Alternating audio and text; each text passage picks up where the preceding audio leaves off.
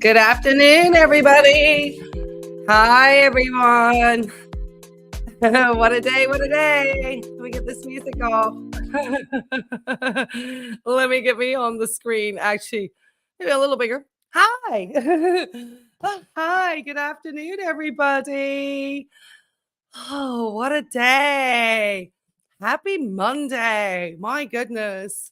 What a start to the week that is now the leap year month, like run up to the leap year month. My goodness. My goodness. Hi, I'm so happy to see everyone today. Let me get into the chat. Who we got in here this afternoon? He's ready to watch Mr. Snowflake with me. Um, I thought it was cool too. Hi, Catsy. I thought it was cool that Mr. Snowflake dropped this before she got to gloat about being 100,000. I thought it was excellent. And I'll just give everybody heads up. I purchased a new modem and set it all up by myself yesterday. So hopefully everyone's getting much better streaming quality. I got myself a Nighthawk yesterday that was much cheaper, I found, if I purchased it online at Walmart. It was like way cheaper. So I got that set up, and so far it looks like we have great connectivity. So I'm excited. Yeah. So I kept thinking to myself that it had been a couple of weeks since, all the activity and everything that was going on with Foodie Beauty, Everyday Miriam, Chantel, the Chantel show, the Foodie Beauty, whatever name she going at today, sub for sub. And everybody had been talking about the fact that she is, live streaming and she hit 100,000. And I think when she had the 100,000 live stream, she's sitting there, she's smoking the shisha, she's like just hanging out. Pete's also, if anybody has not caught up, hi everyone. If you haven't caught up with Piggy's channel, you probably have, but Pete's was giving heads up that Chantel is suffering from a lot of back pain, which is probably why we saw her for a very short amount of time. I'm actually going to let me bring up the actual video. Hold on. I got it here and I got premium, guys, so we don't have to worry about any ads. Okay, let me bring it up. Okay. All right. It's kind of a black screen at the moment. Anyway, so yeah. So she went out for Kuwait Day. She went out at night. She took a near fatal fall at some point during the video. She came home and, celebrated her 100K sub for subs and was sitting there smoking the shisha, ordering, takeout already. I knew it wasn't going to be long before we saw some takeout food. And she then celebrated, obviously, 100K.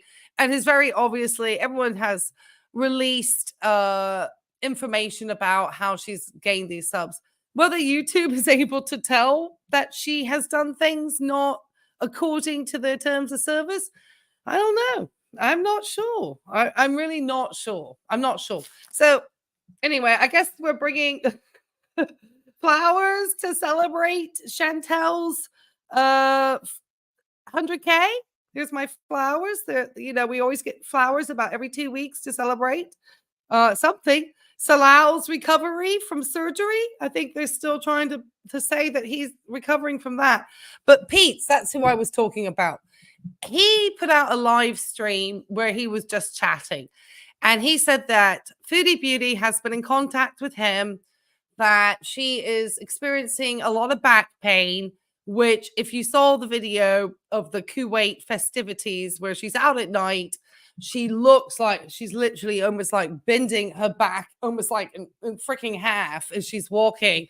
She takes a near like trip and fall, which is going to be fatal if she falls. I mean, that was scary. I saw that. I was like, dang. I was even surprised she left that in. I think it's just like, why would you leave that in? But Pete had said in his live stream that she did not have current healthcare in Kuwait because it's extremely expensive. And I'm just curious if anybody is familiar with being a tourist or being in Kuwait and not being obviously a resident, but somebody who's maybe an expat who lives there and potentially doesn't work there and maybe has to access their you saw her deleting comments? Deleting comments? Yes. Oh, yeah, she's been out there. Thank you for the pretty flower. Also heard the stuff is freaking out that people have right, because now their channel is gonna be looked at. Absolutely. And Girl World is not exactly a small community. There are channels in the Girl World, hemisphere that have well over 100K subs, I should say. There's lots of different channels and it's posted everywhere. So I would be, if these channels are running those types of, we obviously, encourage, people to check other people's channels out, but there is no sub for sub going on. Like, there's no one like saying, you sub here, we sub here. None of that goes on. Everything here is everybody's free will in this community, at least in my channel, and I think everybody else's. But Chantel, she was desperate to get that. And it doesn't mirror the views. It is actually, you think she might, I don't know. I'll be shocked I would like to see what ends up happening. I think it's going to be very interesting to see, especially now this documentary came out. And I almost wonder, because he did release it to his members and his platform, obviously, before we get to see it in the general YouTuberverse. And so I do wonder. I haven't seen it. I'm just gonna. So those of you who have seen it, I barely can keep up with the chat over here because I'm just mindlessly talking. But I appreciate you all being here and sharing this with me. So yeah, so Pete said, and back to Pete's because I feel like I'm jumping all over the place here. I'm a terrible storyteller. That Pete had said that he had spoken with Chantel over the internet and through messages, and she has indicated that the healthcare in Kuwait is very expensive. So I had sort of thought out loud that some of her, and on this channel, her visit to the clinic that we watched that one time didn't look like she actually was seeing anybody in that clinic. That looked like she skirted in. And I think Pam was the smart one who pointed out she looked like she went out the back, or Candace, someone pointed out she looked like she went out the back door because the flowers were different colors. So I don't know on that if she is actually really receiving any type of health care in Kuwait at this time. She may be just reading things on the internet and sort of equating it to what she feels as her health problems and kind of playing Dr. Google on herself. And she may or may not even be taking the supplements. I seriously doubt she was going to the clinic. I said right from the start that I did not think that she was truthfully going. She is obviously having problems walking. And if you've heard the conversation that I had with Cheekbone Sonia the other day, the registered dietitian, she also had mentioned, and I did a little bit more reading about this, that having low levels of vitamin D, or vitamin D, however you pronounce it, can actually attribute to that strange gait that she has. And we know that Foodie Beauty. Oh, Sapphire, thank you. I really appreciate that super sticker. Thank you. I should show the flowers in honor of us Kuwait Day, which was yesterday. Thank you. I really appreciate that. I'm looking really forward to seeing this. And so the equivalent of ERBs is at the most. Yeah, and actually I need to check my email because my next person, and this is another reason why I've decided to kind of like and I've looked at trying to add an extender to get the internet into this area a little bit, but my condo is so small. I'm like, no, I just need to fix up the studio in the other room. But I do like the fireplace background. Anyway, that's not why we're here. Yes. So yeah, I was excited because I'm upping my technology, my mic. So hopefully my sound quality is good. And I'm excited to watch this with you guys today. And so while it's playing, I'm going to be able to actually take a look and see what's going on in the chat. There is so much going on. So yeah, back to obviously, because I look at her health And so I don't think she's getting any medical care at all. She's out at nighttime only. She's out for very short amounts of time. She's not seeing anybody to get any labs drawn. And I really do believe that she is taking a no health, visits with a clinician at all. I don't think she's seeing anybody. I think she's just potentially she's buying supplements on her own and kind of treating herself at this time. And that makes me nervous because if she's not seeing a provider, or maybe, how does she get these, how is she getting medications to manage her diabetes? You only get these prescriptions for a certain amount of time before a provider requires that you come in and get everything rechecked again. So I'm just like really like I am, and then on top of it, if you guys have been watching the celeb type news, there's been some really interesting health news. I've thought about how interesting it was that Amy Schumer had recently been diagnosed, or just like it just came out, with Cushing's. And Cushing's obviously is a thyroid disorder, or actually, it's where the cortisol starts to build up to your body. And her face started to get really quite puffy. And people started to point it out to her so much that she actually decided to look into it further and found out it was Cushing's. So Lyle's sister's a pharmacist. She is. She is. But I just always wonder, would she can't write. And I don't think you can, I just wonder how, strict their regulations and prescribing laws are in Kuwait. Like, do they really monitor quite closely? Because, I would doubt with how Chantel is with Salau that her family or any of his family would want to risk anything professionally to help her out. I just don't think they would do it. I think they would rather not help her and encourage her to leave the country, to be absolutely honest. That's just my feeling. I don't think she'd make a great sister-in-law. I don't think she's got all these guests that she says she's having either. So I wonder with her face, we keep talking about she's so swollen, and she does put the filters on. Could she potentially have something like that? She doesn't exercise. She doesn't take care of herself. She's got multiple health problems. 100%. Do you think 100% that she got something like Cushing's, or am I 100%? Yes. That's why Amy Schumer looks so weird. Yes. It was just on the news, Sapphire, today that she had been diagnosed with Cushing's. And it's to do with the buildup of cortisol in your body. And obviously, that cortisol starts to cause you to look inflamed and puffed. So, yeah. So she is now being treated for that. So, yeah, isn't it crazy? She got her anti over the counter. Is that what Chantel did? Oh, I'm sure. I'm sure. And then I understood she was taking an NSAID, which probably would not be recommended for somebody who has potential cardiac issues like Chantel. And I've had some great comments from people about how they just can't believe her grocery haul. Yeah. So yeah.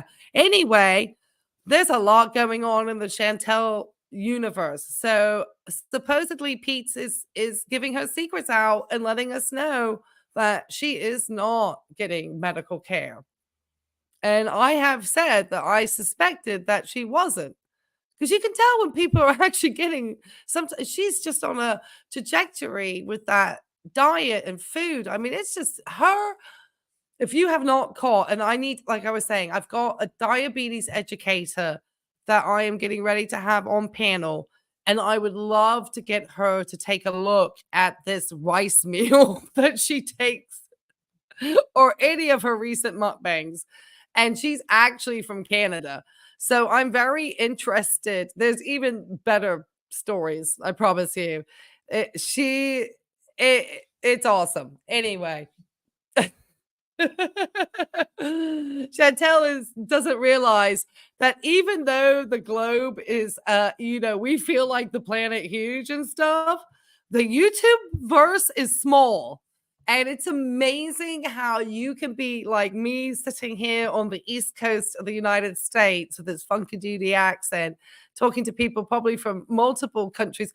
And I love the age ranges too. So welcome all I have all genders, all ages, all types of people. And I love that for my channel. I'm glad that I'm able to reach out to everyone because this is really, interesting stuff when it comes to health. And so, yeah, Chantel just acting like there's nothing wrong with her health. And she's like got the worst shortness of breath. I swear it's because the diaphragm. Anyway, let's just get it on. We've got over 100 people in here. So the educator's gonna be be like, oh gosh. Yeah, so this diabetes educator I have, and like I said, I've got to take a look at my email because we're planning a time to get together and answer all those type 2 diabetes questions that had come through the community post. So we've been trying to get the stars aligned for this. And so I think we're ready to go. And it's going to be fascinating because she is from Canada. So she's going to understand the Canadian healthcare system. And also, I do believe that, if Chantel is out of the country and that she may not just have instant access into the healthcare system like that. I don't know how it works with her status as a citizen. Her face looks super blotchy too, Patricia. Yes. Now, I have heard that she potentially has a history of rosacea. But the thing is that God, she looked like she got every autoimmune disease going because she looks almost like lupus because it's very this redness that's like shaped like a triangle on each cheek. And I thought that used to be the CPAP machine. So I was like, oh, that must be the CPAP. But there's times when that triangular shape is still very visible. And it's been quite some time since she's been in the wearing the CPAP that day. So I'm just always wondering obviously she's got some sort of redness or arrhythmia, as we say. And it looks very lupus, which is an autoimmune disease. It's the CPAP marks little seven. That's what I've wondered too. Gosh, that CPAP, that's really marking up her face then. Because I've seen people with CPAP marks and it's never quite looked like that. That's why I'm like, it just looks, that's why if she's saying it's CPAP marks, I would, I don't know. I've seen CPAP marks and it doesn't look like CPAP marks. It does when it initially comes off and it's just kind of indented, but then it doesn't. It looks like then like some other redness causing thing, like a very exacerbated rosacea. Anyway, let's just get over to this video since we sort of caught up with Chantel's gossip. We know that she is not seeing anybody in Kuwait because Pete's has let us know that medical care is very expensive there. And she does not have the money. It's not as cheap as she said it was. So she's not seeing anybody for her health. So she have one accident, she's going to be in a pickle. She's lucky she didn't take that fall out the other day. The other thing is obviously we know she subbed for subbing. And then we know that Mr. Snowflake seemed to perfectly time the release of this. And I think he was timing it because I think he saw how close she was. And I think he wanted to maybe add some extra things to it after all of her, shenanigans. And then this all happened. But anyway, so I'm going to let it play for a few minutes. Then I'll stop it. We'll catch up with the chat. And it's an hour and 16 minutes long. Obviously, I don't want to do anything that is going to get me in trouble as far as that. But we're going to let it play. And I'm not going to talk. Chantal Marie, Mariam, Foodie Beauty. She's had a few different names over the years, but for this, we're just going to stick with Foodie Beauty. She's somebody I've wanted to cover for a while. I did do 2 episodes of an old foodie series, like 2 years ago, something like that. But to be honest, I just got bored. I thought she was just too boring. And it was just so similar to Amber. They were like the same person. Overeat, doing mukbangs, trying to lose weight, failing. I just thought it was dead boring. But I thought, I'll come back to it one day. Maybe when I finish Shaped by the Algorithm, which I've done now. So I thought, okay, we'll finally do Foodie. There's been lots of people giving me advice on this series. One person said, Amber is the hill to get to the mountain that is Foodie Beauty, which I quite liked.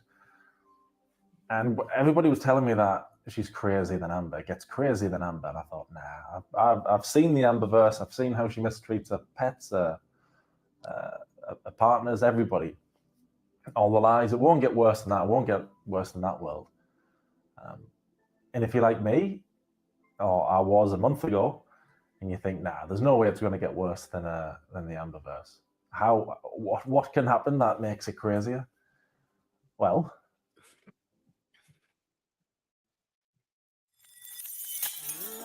whispers in your ear. You're the reason Daddy's not here. Liar tells you that success comes to those who never stop to rest.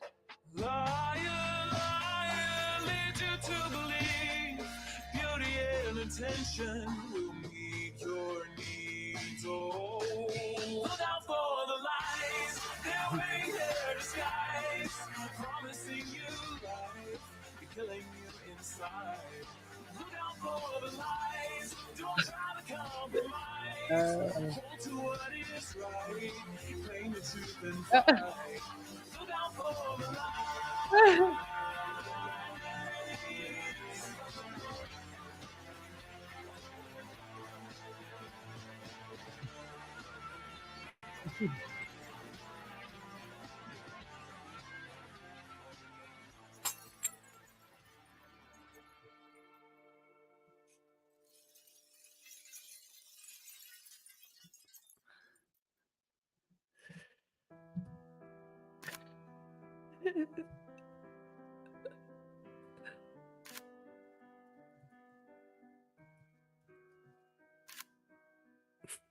I was born on March 28th, 1984.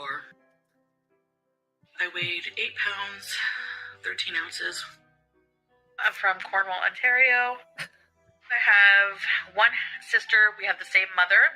I'm close to her, and I have two half-brothers. We have the same dad, and since I don't really see my dad a lot, I've actually never met these boys, which is kind of sad. It was very taboo for her to be pregnant in high school at her age, 16, so she was in a lot of trouble with that. My mother and I were on our own, and she was a single teenage mom. She was 17 when she had me, and we moved away from the family home, from her mother and father. We were living with them for a while. She wanted to move out on her own and do it on her own, and my father was an alcoholic, so she left him and didn't let him around me for a long time until he sobered up. We were on welfare, and but I remember her always, we were always very close to one another. I always felt love from her, if not from anybody else in the world, from her and my grandmother, but a lot from her. A big part of who I am. I've always loved creepy things, even from a young age. I've always liked really creepy stuff as a kid, like Beetlejuice. Are You Afraid of the Dark? Even Freddy Krueger, you know. But I've always loved the macabre and the dark and the creepy. And there's something that happened to me when I was in school. Something very cruel. I never told anybody about it because it's so humiliating. And I don't know if I'll ever be ready to talk about it. I've never told anybody about it, not even my mother. And I think that's partly why I have so much hatred towards humanity, towards people.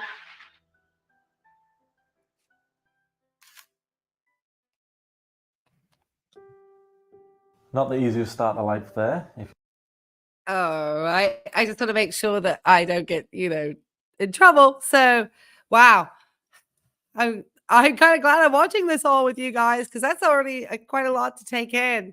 And to kind of really, and just to kind of be open and honest with you guys here in my audience, the things that kind of like get to me is kind of, even though Chantel and I were in different countries and I am a different generation from Chantel because I'm obviously was born in 1969 and I'm Generation X and she is 39. And so she's more millennial age range. And so, and obviously I lived in lots of different countries growing up, but I too had a teenage mother. But the difference in my case was, my mother had me also at 17 years old, is that my mother and my real father married on the urging of my grandfather because she was here in a very small town here in the United States. And I don't even think abortion was legal at the time. In fact, I think abortion was still illegal because it was the 60s. And my family had already had some really bad stuff happen that's really bad. I mean, like, I promise you, if I wanted to do a YouTube story about one of my family members and what she did, I promise you I'd get a lot of views on it. But I would never do that to my family because it's such an awful story. Yeah, it's a really awful story. Anyway, my mother was married to my dad, but my dad turned out also to be an alcoholic. And so they divorced, and he joined the Navy because it was the time of the Vietnam War. And so he joined the Navy. I don't think because he had no real job prospects, I don't think. And it was just bad. And so she was on her own in like Key West. I don't think it was great. My childhood wasn't great either. So it's just kind of funny. And then I had to go to a foreign country and, be bullied by people at school for being a foreigner. And then my mother was an angry sort of person, I think, just at that time. So I don't know. So I can kind of, yay, Gen X. I know, Gen X, woohoo.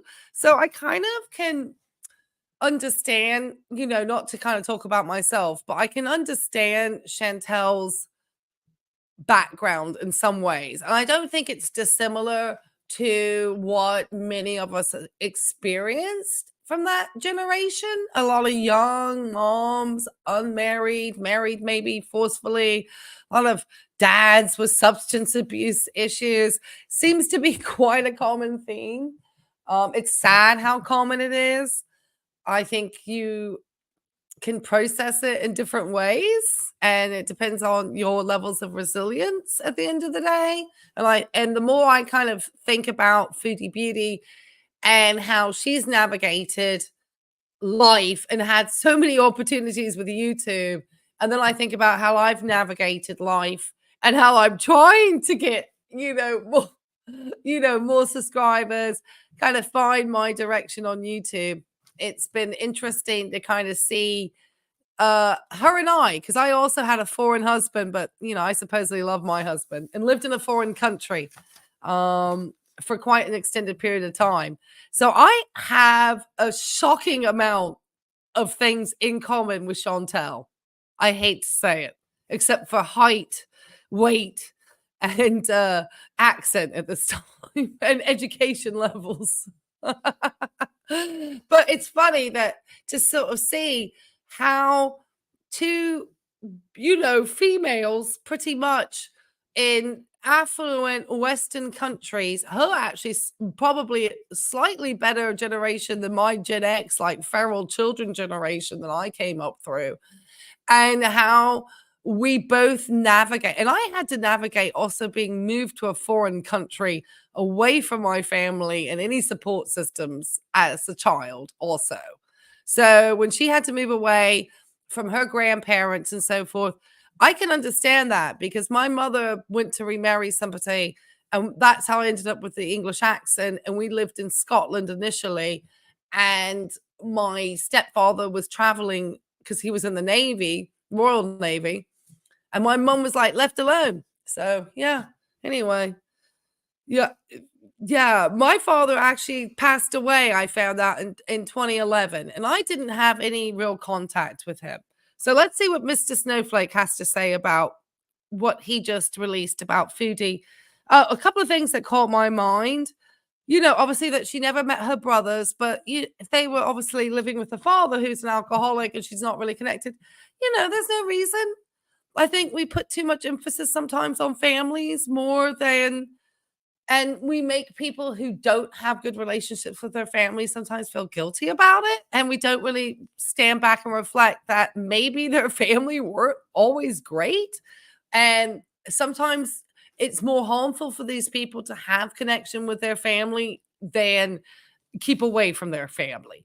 And so I think as a society, we need to not judge people so harshly sometimes, because there are many circumstances as to why people choose not to speak to family members or have a lot of contact with their family.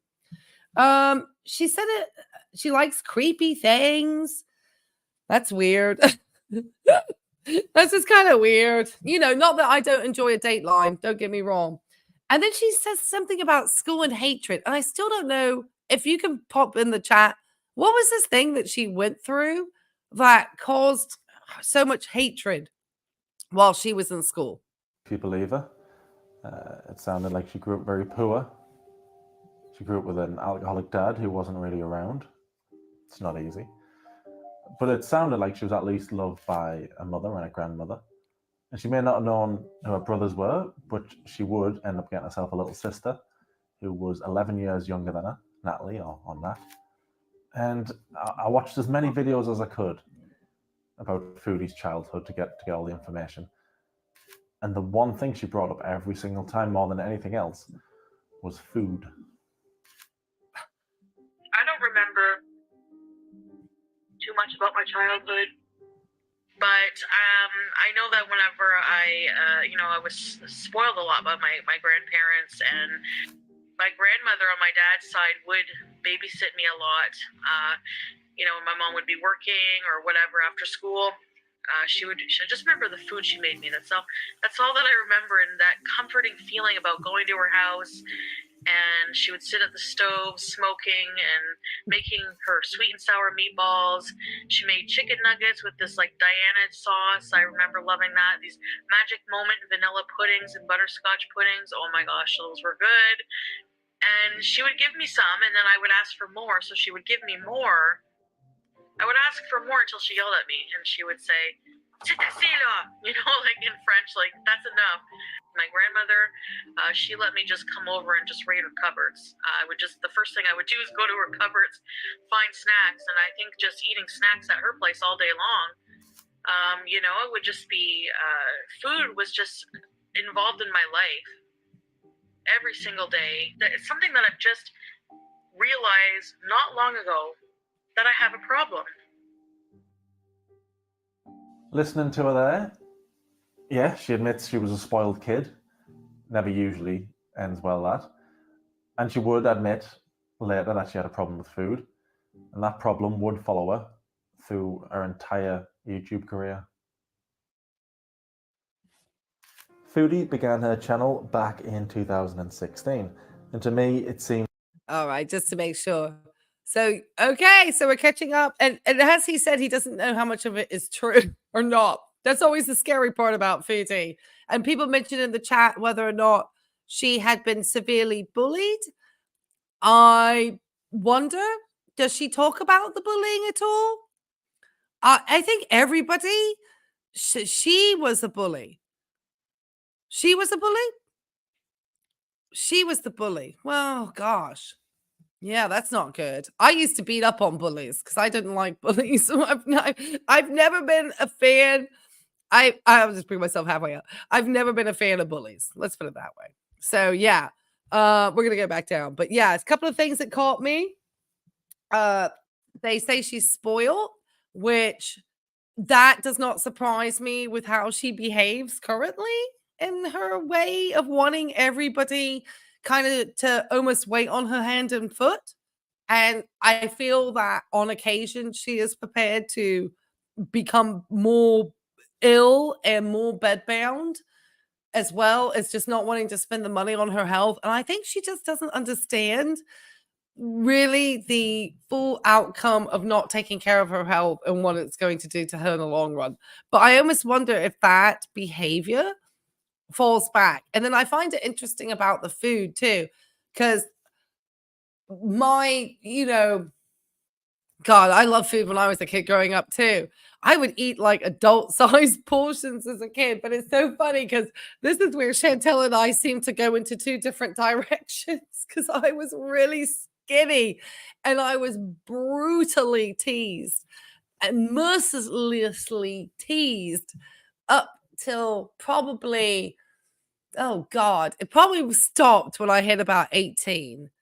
But right up until probably that age, and even a little bit through college, but it kind of started to die down a little bit then. Not that I particularly put on more weight. I was still super skinny, but we were moving more into the era where that sort of thin look of the 90s was more in fashion. And my friends would used to say I was like supermodel thin because I was just so rail thin. It didn't matter how much I ate. I was just rail thin. And they're right, your metabolism does catch up with you, so you do have to monitor it. I do remember that my grandmother was very cheap with food because she had grown up in the Depression here in the United States. So my grandma was real cheap about food, man. She wasn't generous with it. My family did not spoil me. I was an only child. I do not remember being specifically spoiled. I think that is potentially how Foodie and I start to also become more different, is that I don't remember really bullying people at school. I do remember being bullied at school and standing up for myself. I do remember being love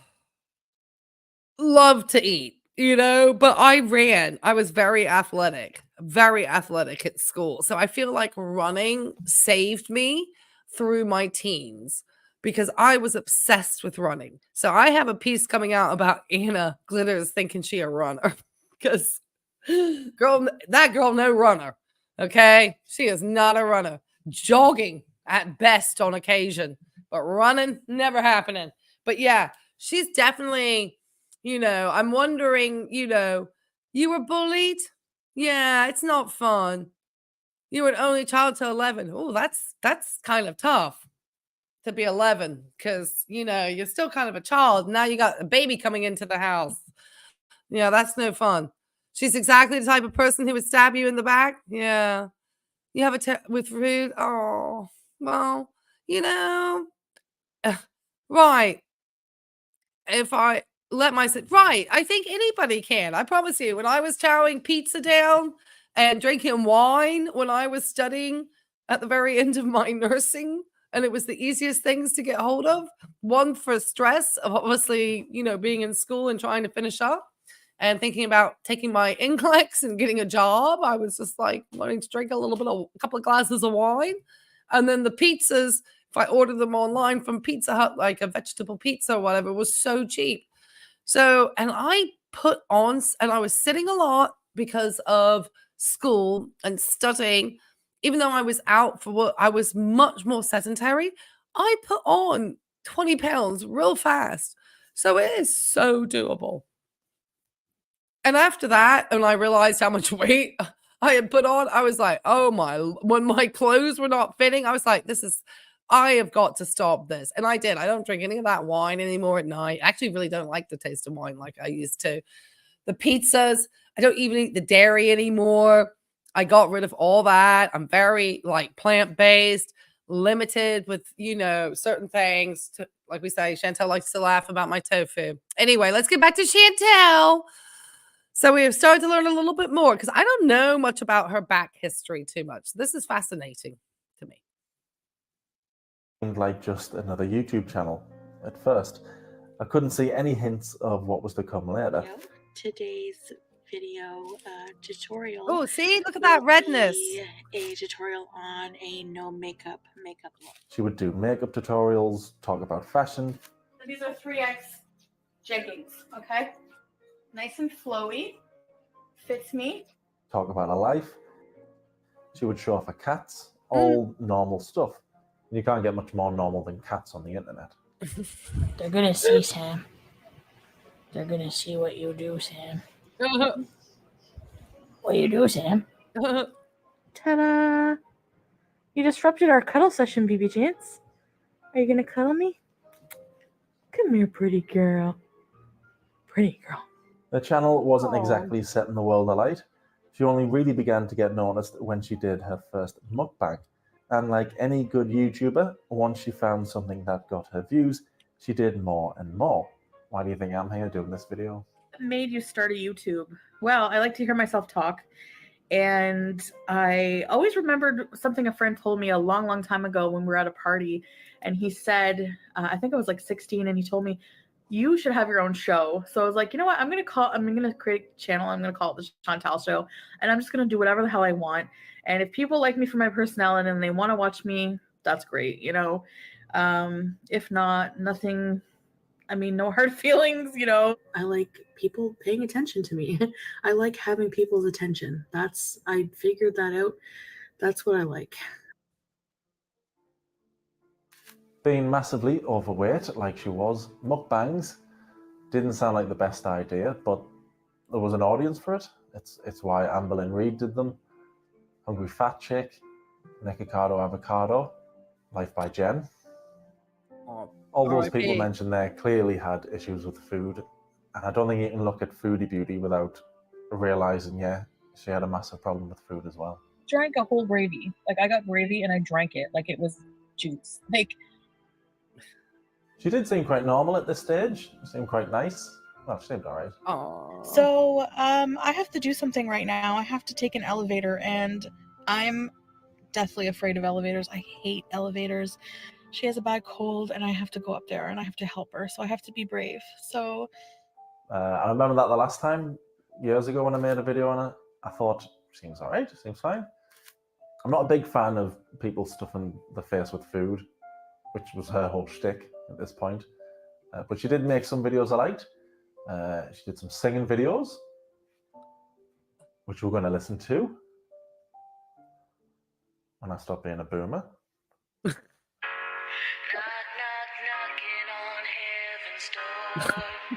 Oh, God, no. Knock, knock, knocking on heaven's door. We've also got... Knock, knock, knocking. The answer, my friend, is blowing in the wind. The answer is blowing. I only noticed this one recently.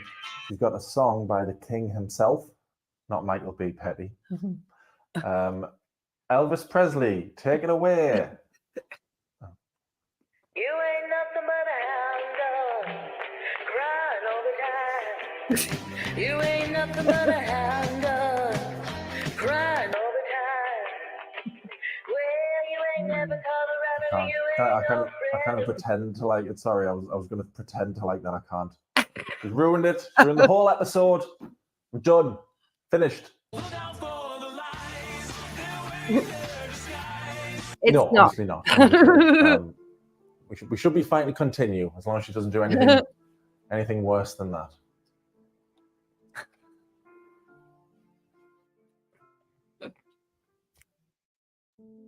Video after video, we would see Foodie eating away there, and every now and again we would catch a glimpse or hear somebody else there with her in the apartment. I already did that.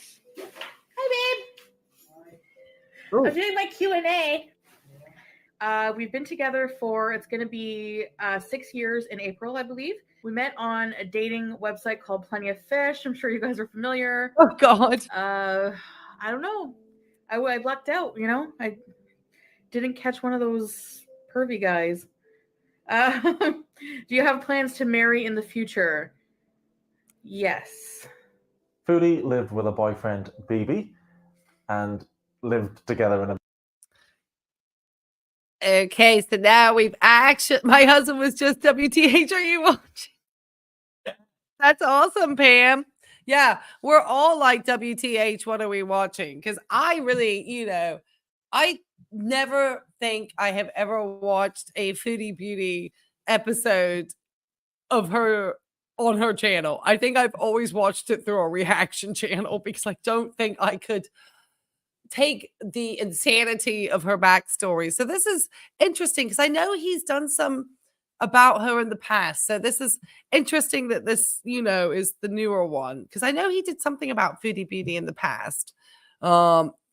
Snowflake. She's gonna sleep like a baby tonight. Who, Foodie? I don't know. Or unless is she taking something? Oh, sure didn't luck out though. No, I don't think so. I mean, yeah, she was not very kind to this person. Her voice seems an octave higher here. She seems, and that could be because she's, smoked and had other things happen that has changed her voice over the years. That could potentially be part of it. Any disease processes potentially she has, potentially. That could change it. Yeah, she seems different. She has a humiliation fashion. I just, like I said, I'm happy to share parts of my, life that seem to mirror Foodie's, and then we seem to go off in then two different complete tangents at this point. The childhood was similar, the outcomes of adulthood were very different. So, in some ways, yeah, it happened to your voice too, super. Yeah, I used to smoke a long time ago too. I quit many years ago.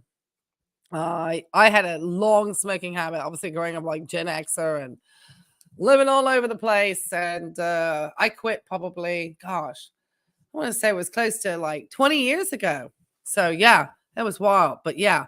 So anything that I felt that was interesting here, that she obviously enjoys people's attention. That's, interesting. I think that's interesting. It's like, why do people come onto platforms like YouTube? Either because you enjoy a creative process, you have certain hobbies or skills that you would like to share with people. I, for example, love to share my knowledge about health, having been a healthcare professional for so many years, and knowing that we seem to be having an epidemic of younger people becoming chronically ill quite, too early in my estimation. And I think a lot of it is some of the lifestyle choices as exhibited by Chantel Exhibit A. So yeah. And obviously her using the mukbang and knowing that that was where the attention was. It's so interesting that how each of these people, because like Amber Lynn doesn't really do the mukbangs. She talks about what she eats, but she doesn't. She does a little bit, but not quite like Nikocado Avocado or R.I.P. Life by Jen, Hungry Fat Chick. Both of and then Nikocado Avocado literally sitting there with the CPAP on as he's eating. That was wild. And then of course the Plenty of Fish. Who didn't have a friend who didn't have somebody meet somebody on Plenty of Fish? That marriage of my friend has since ended in divorce. That's Junebug. I think those are just the workmen outside, sweetie. I've been watching Foodie Beauty for like 6 years, all through. Yeah, the one time oh right, yeah, it's hard to do it. I've been obviously doing a little bit more sometimes, but I'm usually reacting to it, so I'm even breaking it up. Thank you, Junebug. Oh, right. I wasn't around for the BB era. I'll never forget her getting online and saying how she didn't cheat on BB, but 5 times. 5 times. That's great. Yep. And 5 times. Quality. I never cheated on my ex-husband, and he was a terrible human being. Anyway. A very small apartment. He So just when don't she do was doing that. the mukbang videos, he didn't really have anywhere to hide. But thankfully, though, she didn't mind sharing the apartment with him. So I'm excited to try this. I'm sorry for the loud noise in the background. Yes, me too. The TV. Junebug. Okay, guys, I'm back. Sorry about the noise. BB's watching a movie that involves some kind of giant spider monster creature chasing somebody for about an hour now straight. So I'm today. I'm not gonna lie. That's just I'm a person sometimes, okay? And so I'm gonna cut the video short. I don't know, just one of those. I'm just feeling in a bit. Just a bit of everything is irritating, you know? Like, how am I supposed to film a video? BB would even appear in a few of Foodie's videos, and he always looked dead comfortable being there. This is my boyfriend, everybody. And he's gonna do my makeup as requested, and he really hates me right now for this, so.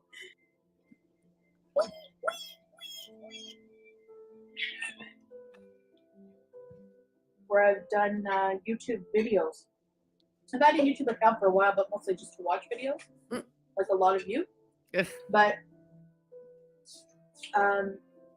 baby. Hi. No, obviously he didn't look comfortable. I was just being silly. I actually felt a bit sorry for him. Every time she was putting a camera in his, he just looked uncomfortable. He just seemed like a normal guy. Well, normalish. Fart on each other. We have actually farted on each other. I find that funny. He farted on my cat one time. It's not very nice. Now, she may have wanted to marry BB, but there seemed to be a time limit on their relationship. Do you and your boyfriend want kids? My boyfriend wants lots of kids. I generally say I do, but sometimes I don't. Sometimes I really don't want kids. I don't think that I have the patience for it. I don't think that I don't think that I can be selfless enough sometimes. And if we have to break up one day, I know that's really horrible to say because we don't want the same things in life, then I guess that will happen. I mean, that's part of life, you know?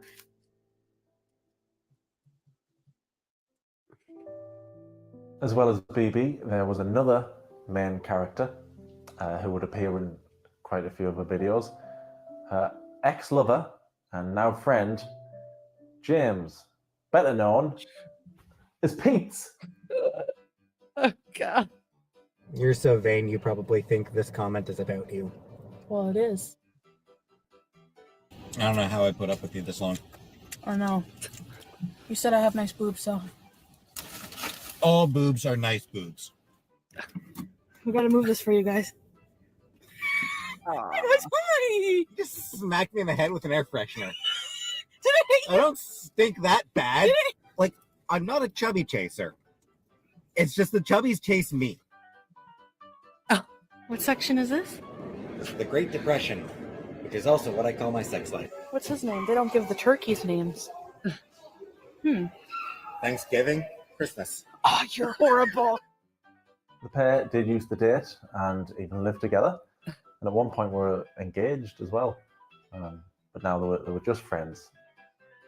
And I'm so glad they stayed friends because now we get to know Pete's exists in the world. And I don't know what it is. There's just something about him that I really, really like. Who knows? Who knows what it is? That's funny. So that's Foodie Beauty. That's the world she lives in.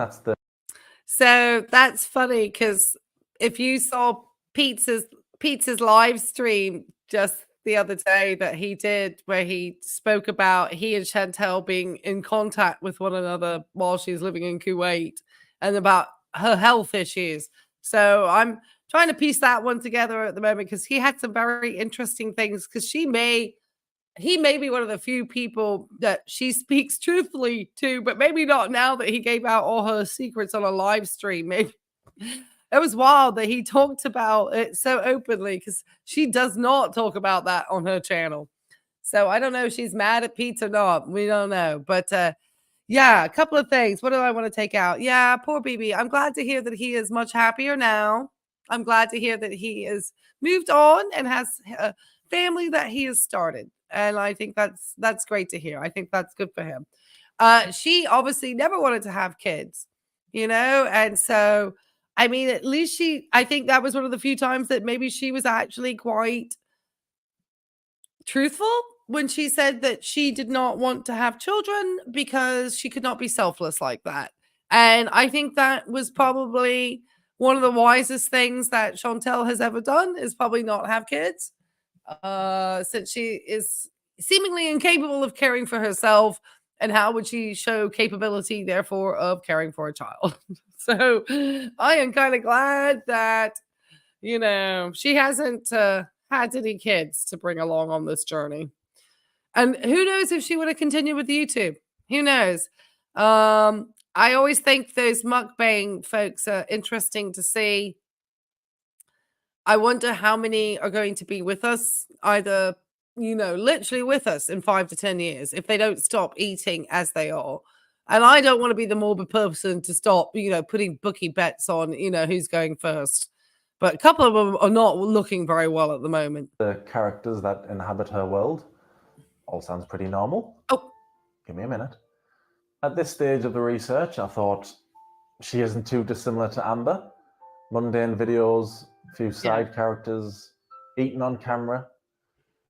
I did notice one slight difference straight away, though. She seemed ever so slightly grosser than Amber. Sorry. I'm eating my cheat day. And I'm doing that because I really want it and I'm really hungry. I clogged the toilet.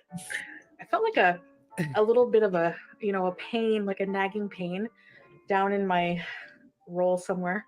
I went searching and there was a Pringles cap stuck somewhere in my roll. Probably was there for like 12 hours. Oh, sorry, did I say she was slightly grosser than Amber? I meant she was absolutely minging compared to her. She was way grosser. At least when Amber farts, she has the decency.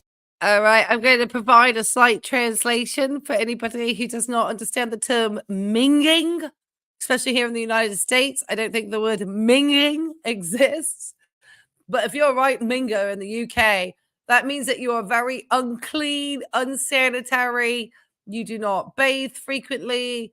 Your home is not clean. Your clothes are not clean. Literally, you can smell them coming from a distance. So that's the definition of the word minging. And she and Pete's live filthy, man. They really did. Terrible. Filthy. Filthy. I put take it. I just heard a gunshot. Did you guys hear that? Foodie was just in a totally different league. You nasty. I had been drinking by myself, bad idea. And I decided to go online. And I had been talking to this guy.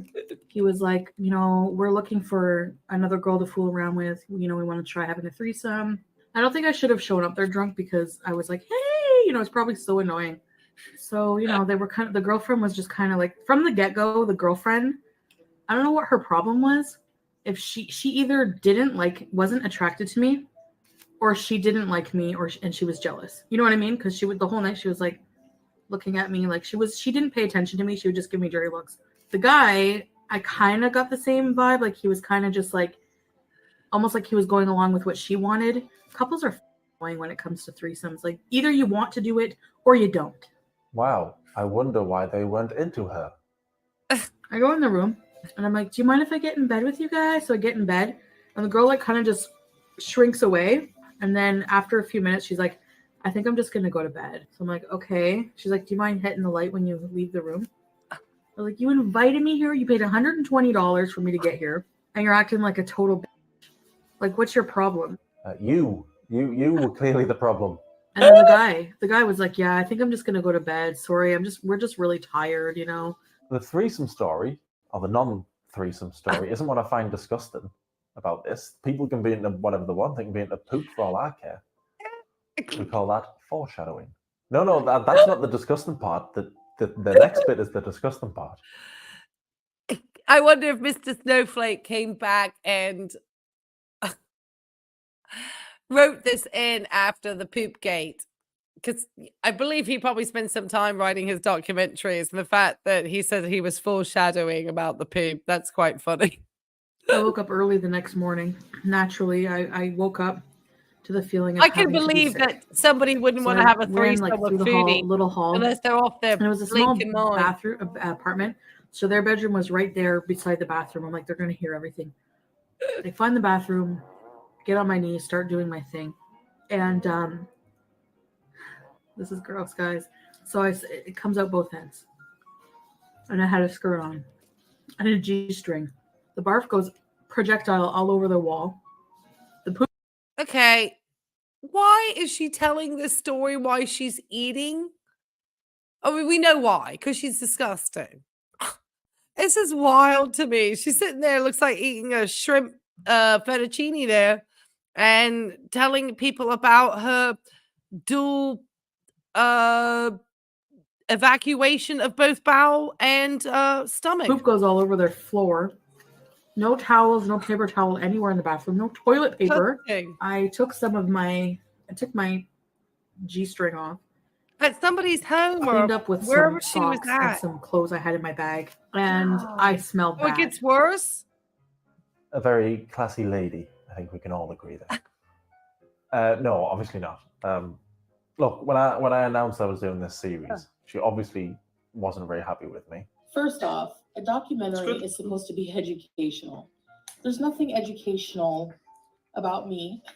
You cannot tell me this series documentary isn't educational. I've learned that there's somebody grosser than Amberlynn Reid out there.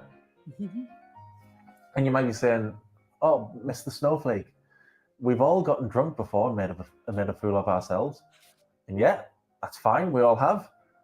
But have we all had sex with a random homeless man who stunk because we were horny, baby, because we were horny after leaving a club? Have we? He wasn't too scruffy looking, but he was kind of scruffy, you know. We did it on the rock near the harbor. He didn't smell too homeless, like, you know, he smelled a little bit like malt vinegar, but If Foodie Beauty isn't the definition of class, I don't know what is. I don't want to know what class is if it isn't a...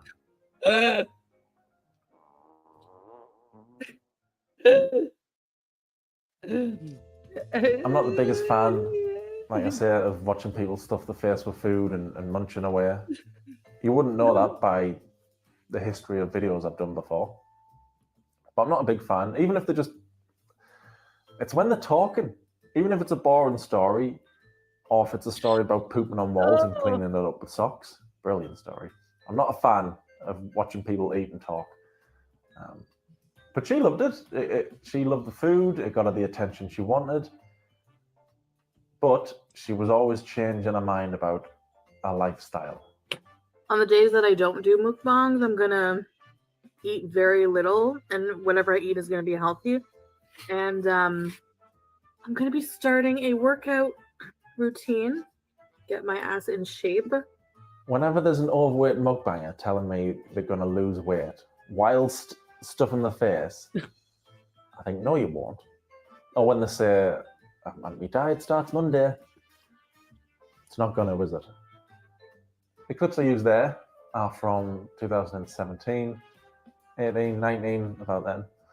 And I'm making this series in 2024. Spoilers, she's lost no weight. I could make another series in 2028, and if she's still alive, she won't have lost any weight then. And yeah, an overweight mukbanger struggling to lose weight isn't anything new, especially for this channel. Having them lie to their audience, that's nothing new as well. So I haven't been completely honest with you guys. I've been hiding some binges I did have. I guess that makes me a liar. I've not called her a liar there. That's all her words. You know, addicts are liars. Addicts are liars, manipulators. I've not called her a manipulator. Again, that's all her. I'm really angry that I was so weak. Again, I've not called her weak. They're her words.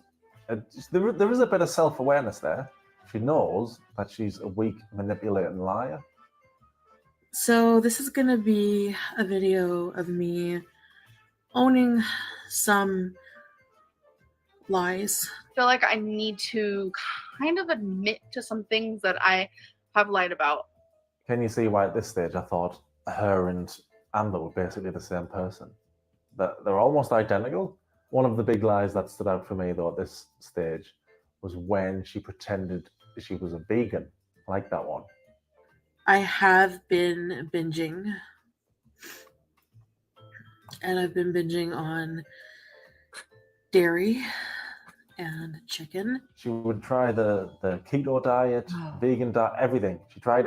Oh, my favorite thing is the diet line.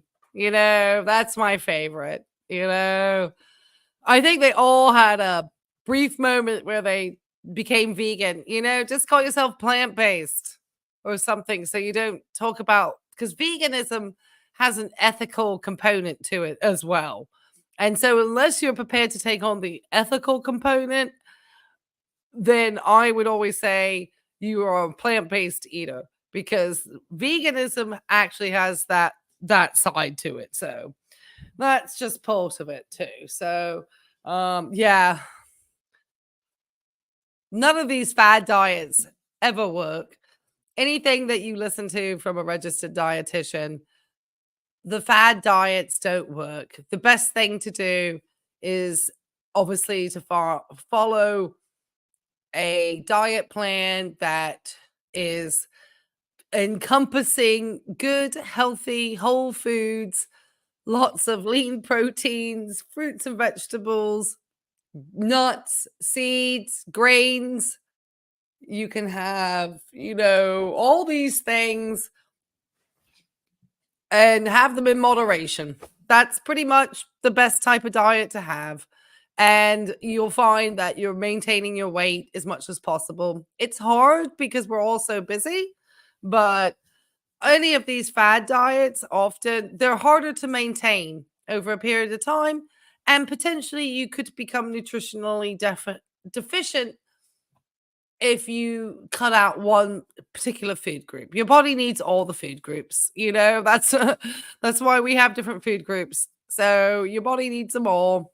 And so I would just make sure that any calories, not that I'm not treating myself today, but I would make sure as many calories as you get are coming from good whole foods that are as fresh as you can get. Even if it's frozen, it's better.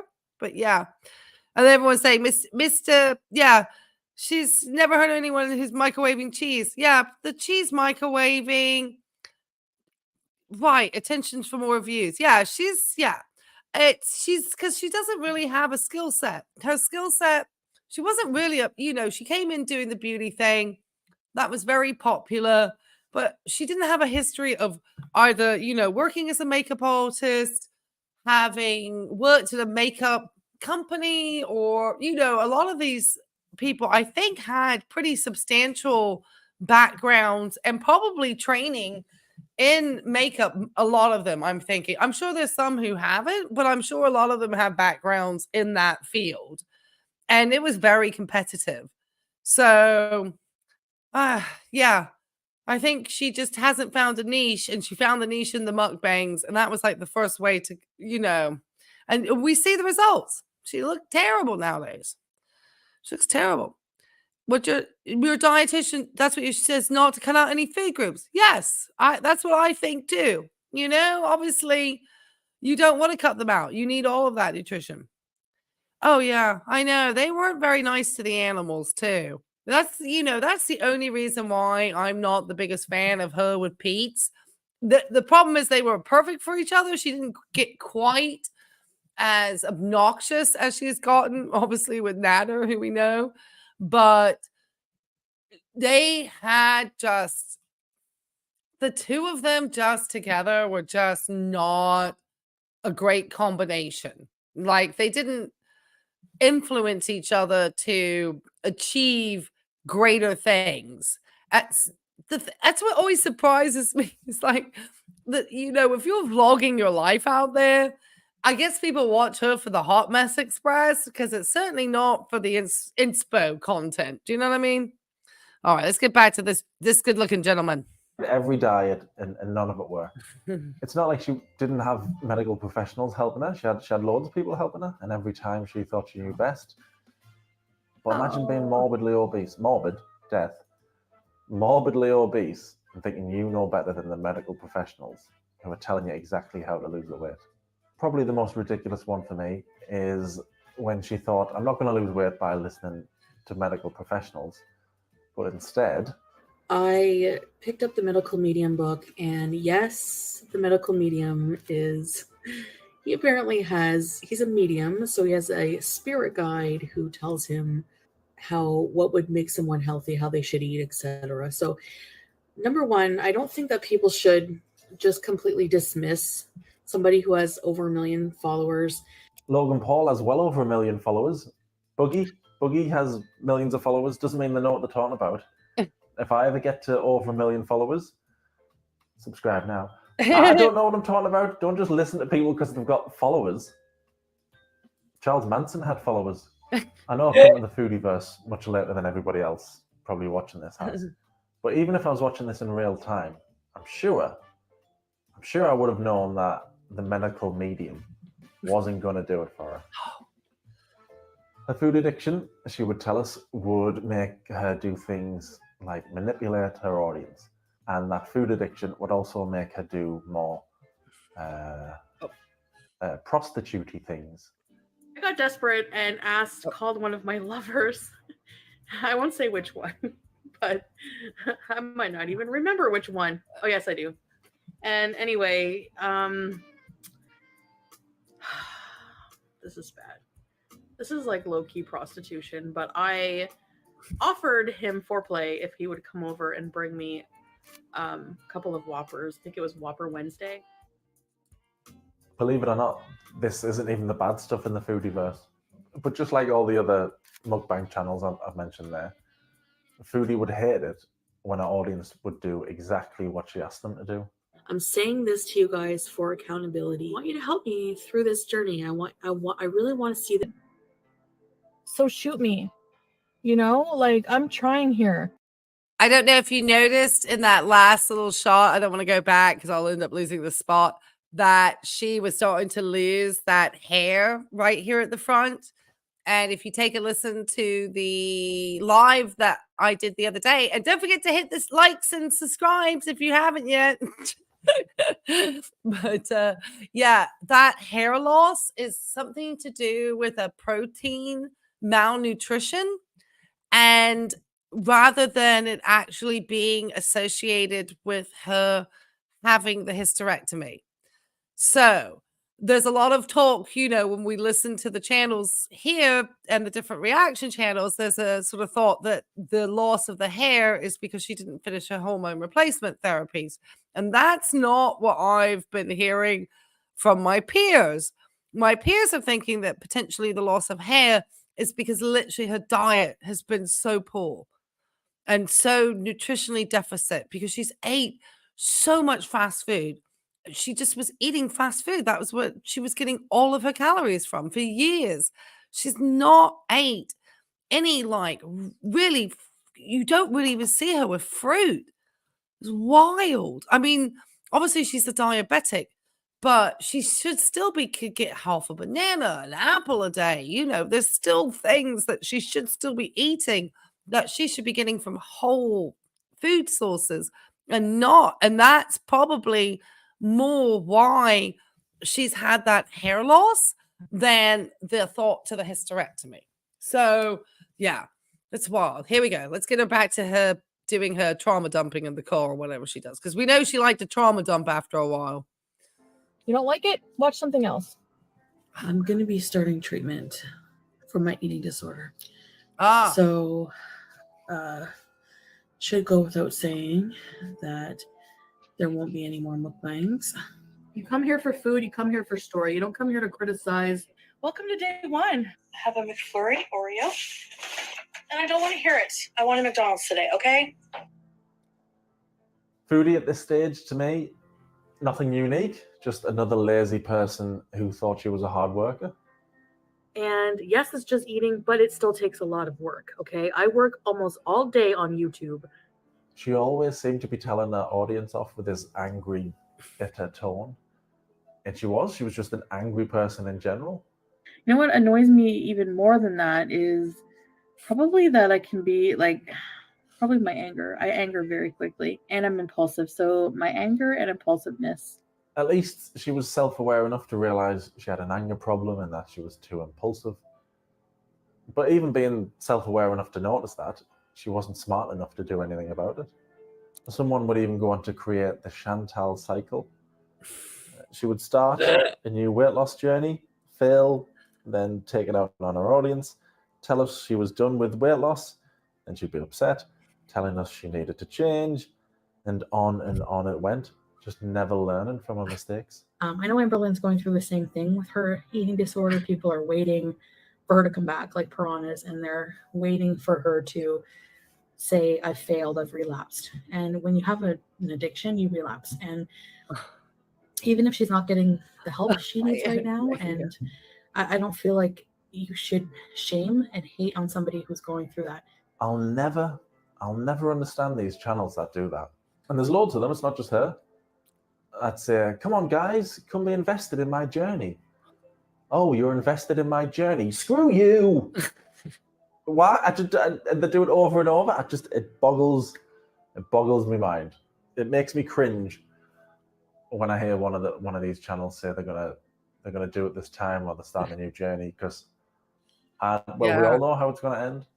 I'm still on a weight loss journey.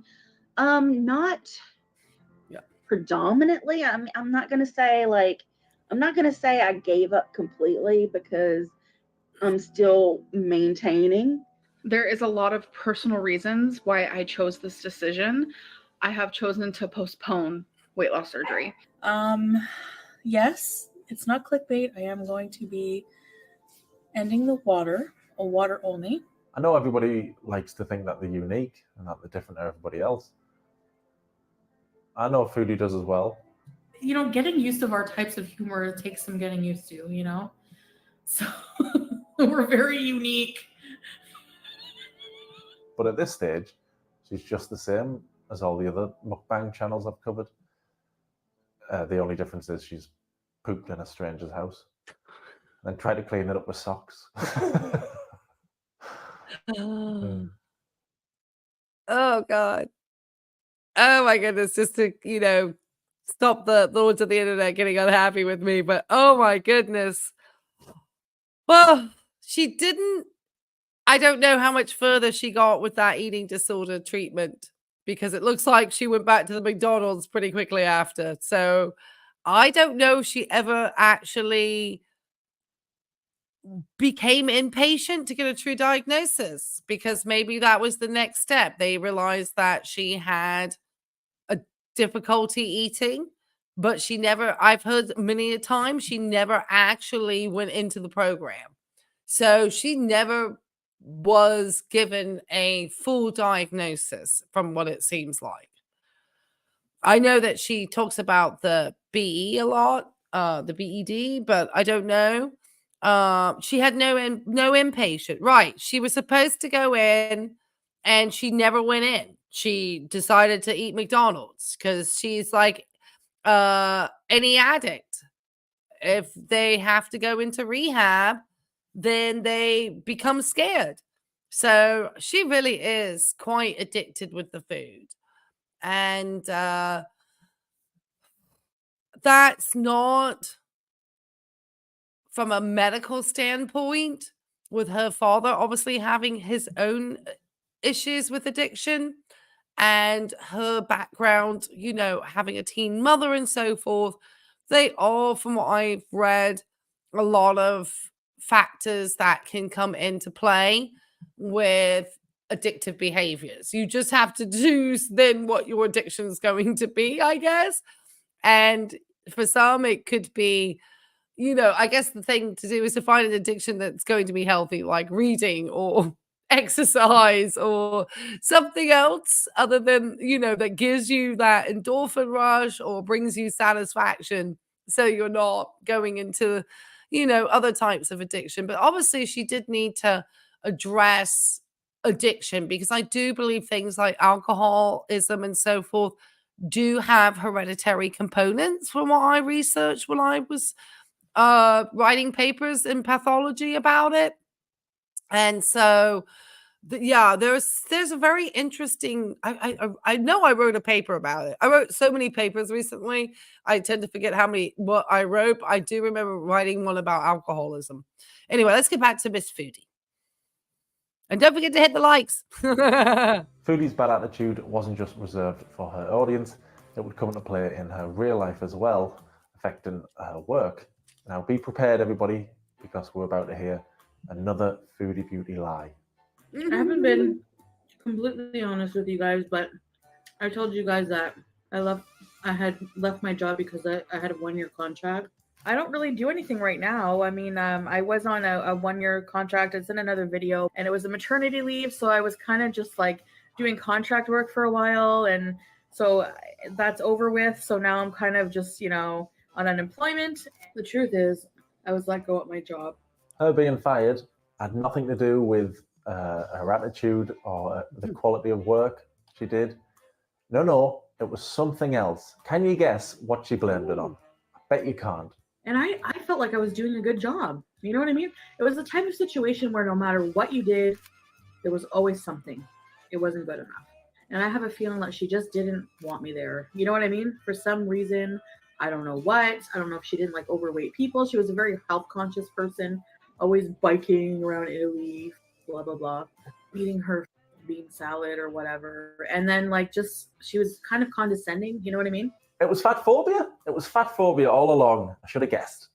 No, be prepared for lots of that. Lots of fat phobia blaming. She loves the victim card. Loves it. Where can I get one of them? I love the fact that she says a boss was condescending right after she was condescending about a boss being all healthy. I like that one. Not very self-aware that time. Why she thinks it's not okay for anyone to judge her weight, her lifestyle, how she does anything, especially regarding food. But then she feels fine just talking about a boss and saying she was always healthy. She was always eating a bean salad and biking. You can't do that. Well, I mean, you can. It'll make you look like a hypocrite. Well, it won't make you look like it'll make you a hypocrite. Maybe I'm being harsh though. Maybe, I don't know. I wasn't there. Maybe I'm being harsh. Maybe she was actually fired because she was fat. I can only go off Foodie's own words. Her just always berating my work. That's where I'm kind of immature. If something pisses me off and it's not going right, I become very discouraged, and I just don't give a shit anymore. I started to lose motivation to come to work. So I called in sick a lot. I had a talk with my boss a little while ago that it wasn't working out.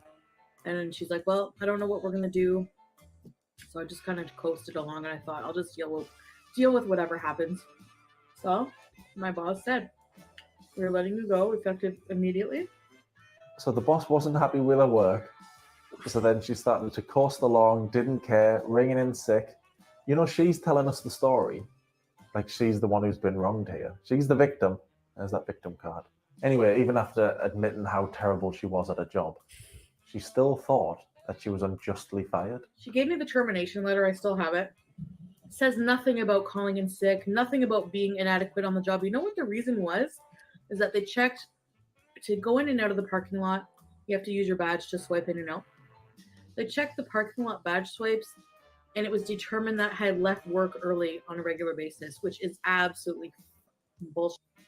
Now, to be fair to Foodie, that's wrong. If she never left work early, and they're firing her for that, that's ridiculous, and she should sue. I never got out of there early. Maybe 2 or 3 minutes, on occasion. Oh, never mind. Okay.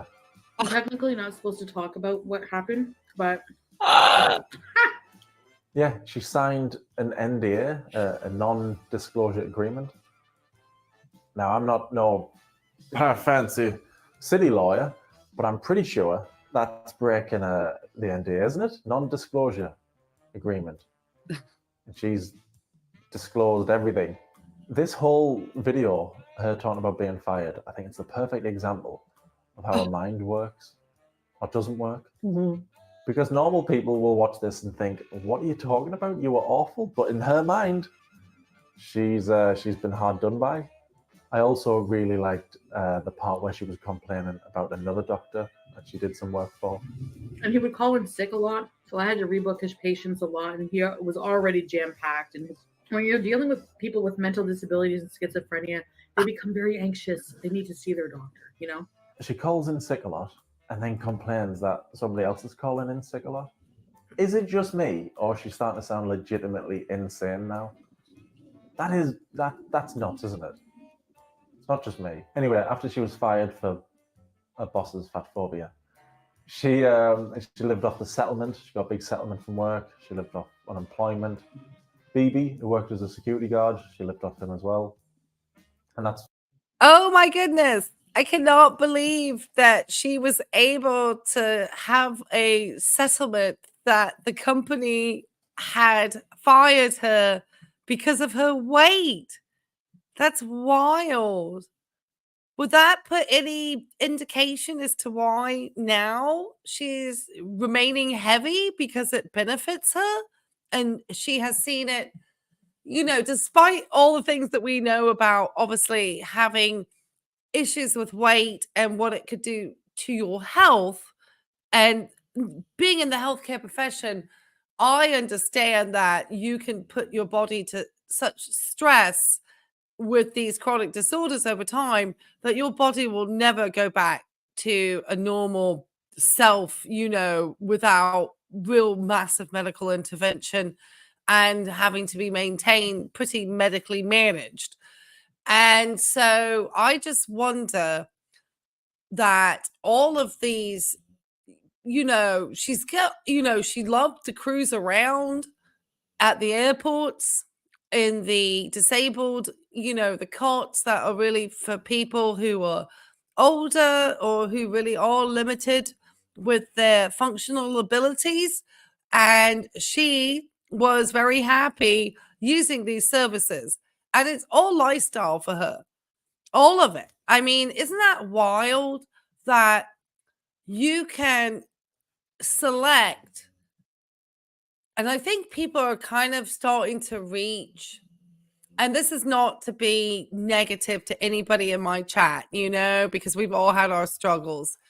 And I just wonder, though, if it reaches a point in society where a group of people who are making lifestyle choices, and those choices, because there are hereditary factors, obviously, and there is some studies in that, but there are more studies showing that the diet and the lack of exercise and the increased intake of processed food is more contributing to weight gain than the hereditary factors that we're finding.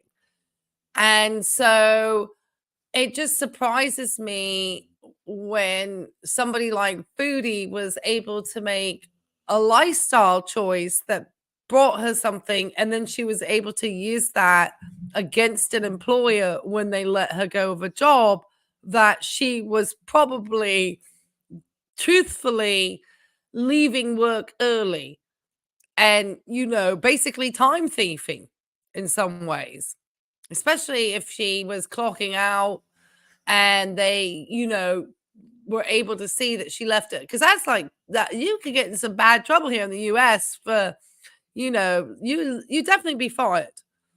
She was lucky she was in Canada. I don't think that case would have gotten as far in the US, to be absolutely honest. What you say here, she loves the attention that being overweight gives her, and a spoiled brat who wants to be taken care of. That's why she said, like, because they take control and do everything. But I think the wives do, you know, they may do everything financially and stuff, but I think within the home, they anticipate that the wife is going to do that part. That's probably why Salah don't like her having that place filthy, because I think he was that. I'm wondering if her position was a union position, so they paid her out to avoid any union issues. Yeah, I'm wondering, Pam. Those of you in Canada might understand this better than me. My thesis was nurtured. Yeah. She's definitely getting nurtured into, you know, using her, you know, advantages of something that's been a lifestyle choice that at the end of the day is not going to be very advantageous for her, because you can't con your way out of health, basically. Health doesn't work like that. As much as anybody wants to, you know, think that she can be drinking the Unimate and the Unicity and taking a few supplements, those types of interventions are not going to really take care of your health overall. Not at all. Not where Chantel is with her health. Not at all. She was leaving work early. Oh yeah, absolutely. Stealing time. Stealing time. Absolutely. That's bad in the States. You could get in real trouble here in the US for time That's what stealing. gave her the chance I to had friends sit who at home, lost jobs for stuff on her that. face. So it all worked out in the end. I was actually happy. I'm like, you know what? On a positive note, all things happen for a reason. Yeah, the reason you were fired was because you were crap at your job. Let's not pretend the universe had this big master plan for you. Crap at your job, got fired. It's an open and shut case.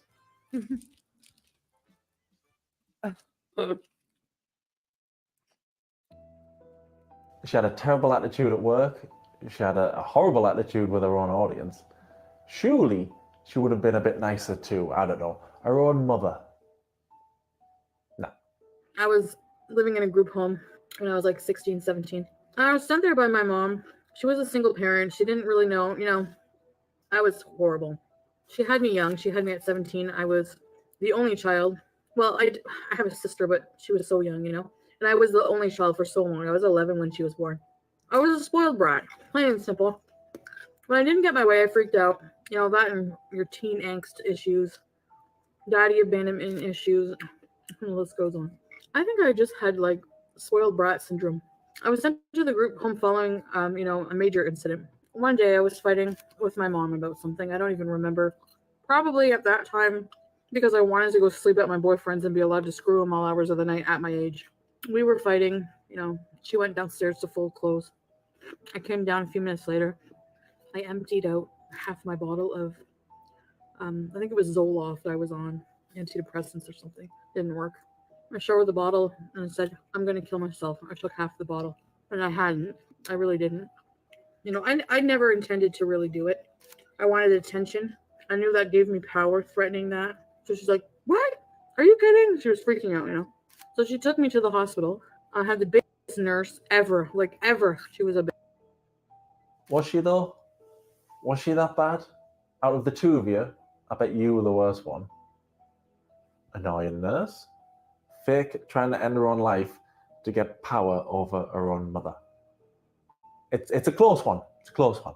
She was like, you're going to drink this. It was like a drink. I think it was charcoal. And I was like, oh no, what if this, I really didn't take the pills. So what if the charcoal has a negative effect if you haven't taken any pills, So like, I actually better take the pills. So in the bathroom, I actually took some pills. Then I thought I'll just drink the charcoal. You guys probably think I'm nuts. I was. Yeah, you sound awful. You sound really awful. And stupid. Yeah, stupid too. Yeah, you sound stupid, yeah. Then I had said, I just got really scared and I was like, I had actually, I didn't really take them before. I just said that. But now I actually did. They put me in a room, make me drink that. And they decided I was going to stay the night. If you don't know the story, you're probably thinking, doing this to her own mother, it can't get any worse than that. But it does. So I was at. Okay, just wow. That is, yes, Kim. She's horrible that she would do. I know. She actually had some self-awareness. That's for sure. But wow, I think she was like 14 when this happened. Oh, yes, you go to the ER with a self-harmer. They're not going to let you. Thank you, Lucy Jane. Correct. You're going to have someone watch you pee. Okay? Because I've actually had to be a nurse for patients who are in the hospital for acts of self-harm. And they have a 24-hour minder with them who watches everything they do in that hospital. Hospital is not going to have the liability of one of these patients having something go wrong and then it being on that healthcare system's hands. That is not going to pass through risk management at all. That is like wild to me. Absolutely wild. I promise you. I've had to stand and watch people pee. both sexes, and however you identify. So that's already. So I don't know if her mother has corroborated this story or not. I have no idea. I always wonder with her how much of this is just her making up stories for attention. I have no idea. I know she did go to the home, so she did do something, because she did go to that children's home. Is there a record that she went to that children's home? Is anybody from her past corroborated any of these facts? Twitter, let's again while we done. It's right, little seven. We don't know if what really happened, because wasn't there a history that I thought that she was obviously having this relationship with a much older man when she was young, which is wild to my mind, because when I was 14, I was like a little kid still, you know? So the thought of even like wanting to be near a boy, far less a full grown man, is a horrific thought in my 14-year-old brain. And I wonder if that is what led her into the situation where her mother took her out of the home, because of her behavior, and potentially she was not behaving well at school. I just wonder. I wonder. Yes, it's recorded documentation. Did they record that Sundays? Is it recorded that she did take these overdose? A lot of stories are from Degrassi High. Well, you know what, Joanna? That is so funny that you mentioned that, because she has a story where she talks about this exchange student who was living in the home with her family, or with her when she was older, or there was somehow of the friend of hers. That's it. A friend of hers' mother had the exchange student. So it wasn't quite her family. And the name of this exchange student is the exact name of the character from 16 Candles. And is not the name of anybody. The only documentation I think we have is her saying it. I would like to see another person from the past come, other than Pete's, because I don't trust anything from Pete's, really. I would like to see a separate source that, not said yes to the group home, but that's the attempt, but the S attempt didn't happen. Okay. Yeah, I'm wondering if she did go to a group. She went to a troubled teens home. Okay. Yes, and I wonder if she went there for persistent lying. Factitious disorders. Just lying, plain lying.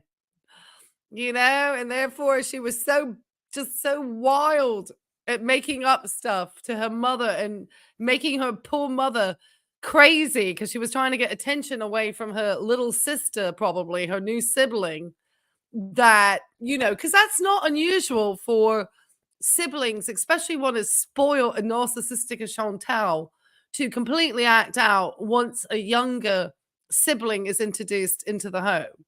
And if her mother obviously had to give the attention to a baby, because it's a baby and you're 11 and you're literally the age that I started babysitting for other people's children, Chantal. Oh, I wonder. Yes, she's just, I wouldn't be surprised if she didn't go to a group home for some bad behavior, and then she got a bunch of stories. She's not to be trusted. You've had her busted so many times. That's right, because she's been busted on so many lies, like the schematica. Even like she don't have sciatica. And Salau has not had his gallbladder removed. I mean, her lies are just wild, and I just wonder. Yes, it's 19. Yes, exactly. That's one of her stories that she tells recently in her live stream. She told this story. It's like she said, "Isn't that wild?" I promise you, I have so many actual wild stories that I've told my friends back in the day, and I would be like, I promise you, I can't make this stuff up. And I would have friends that would come from my past and corroborate the stories that I had told. So, unless you have actual, hardcore evidence of these things transpiring, I don't know from her past. I'm sure she went to a group home, but I am still troubled teens. Yeah, the mom couldn't take it. Yes, that's why I think it. Her mom couldn't take it. Just like, I think she must have been acting out in all sorts of ways. Yeah, just, Chantel always lies. Exactly. She always lies. Like a children's Documentary hospital? ends up being a lie. For those still underage? Lies in They're some moving to kind of Gen weird X, girl. circular way. Gen X, yeah. I made friends with her. She was being tube fed Ensure all day. Well, for her meals, not all day, but for her meals. And it was sad because her family would come often. You could tell her family really loved her. And they would bring her all kinds of candy, big tubs. We're talking. We'd become friends. And I was just like, man, those candies. I had said to her at some point, are you going to eat those candy? And I think she kind of caught on because she gave them to me. She gave me her candies. Foodie Beauty, Mariam, Chantal Marie, whatever she's calling herself these days, whatever she's calling herself by the time you watch this, took food away from a young girl who was struggling with anorexia. That's nuts. That is nuts, isn't it? It's not just me. It's not even the worst thing she's done. It gets worse. What's wrong with her? Seriously, I'm asking you, what's wrong with her? Oh yeah, she's a spoiled brat. Her words, not mine. With no empathy. That was my word.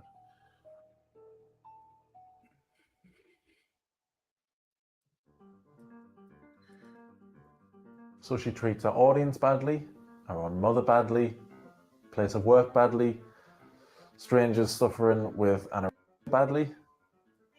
Surely she would be nicer to, I don't know, her own sister.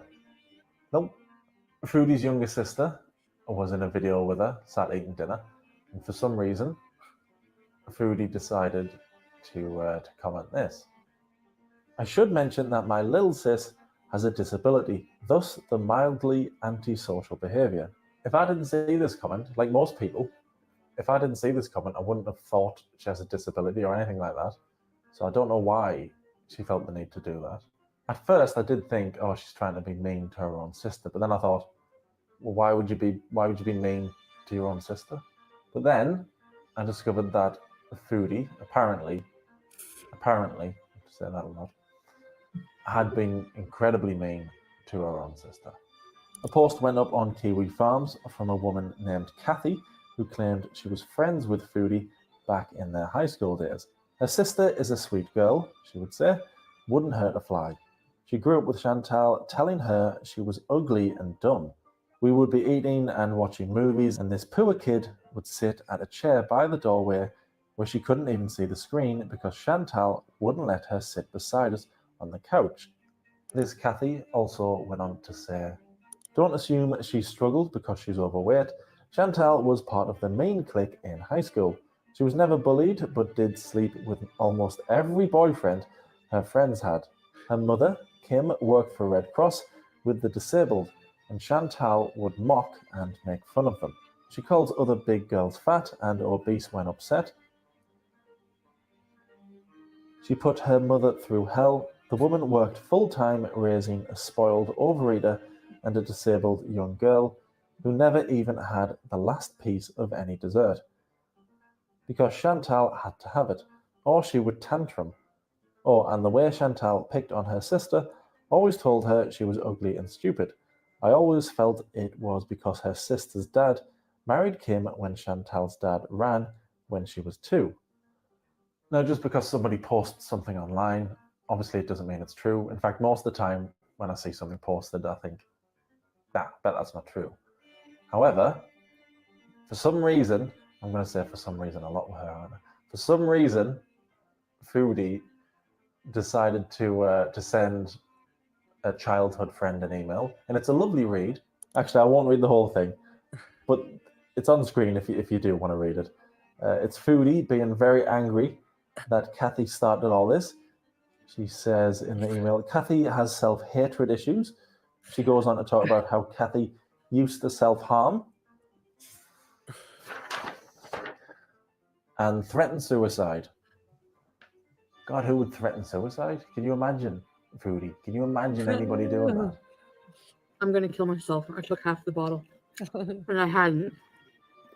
I really didn't. No, I faked a suicide attempt because I was desperate for attention. Foodie goes on to say our friendship is over, claims most of what Kathy says are lies. She has a problem with Kathy's online name being Manic. And I've found the only people who have a problem with the word are the ones who act like cunt. Also, Foodie goes on to threaten Kathy with child protective services to get her kids taken away from her if she ever mentions anything about her in the future. This one hurt my brain for a bit, I'll admit, because I like part of the fun.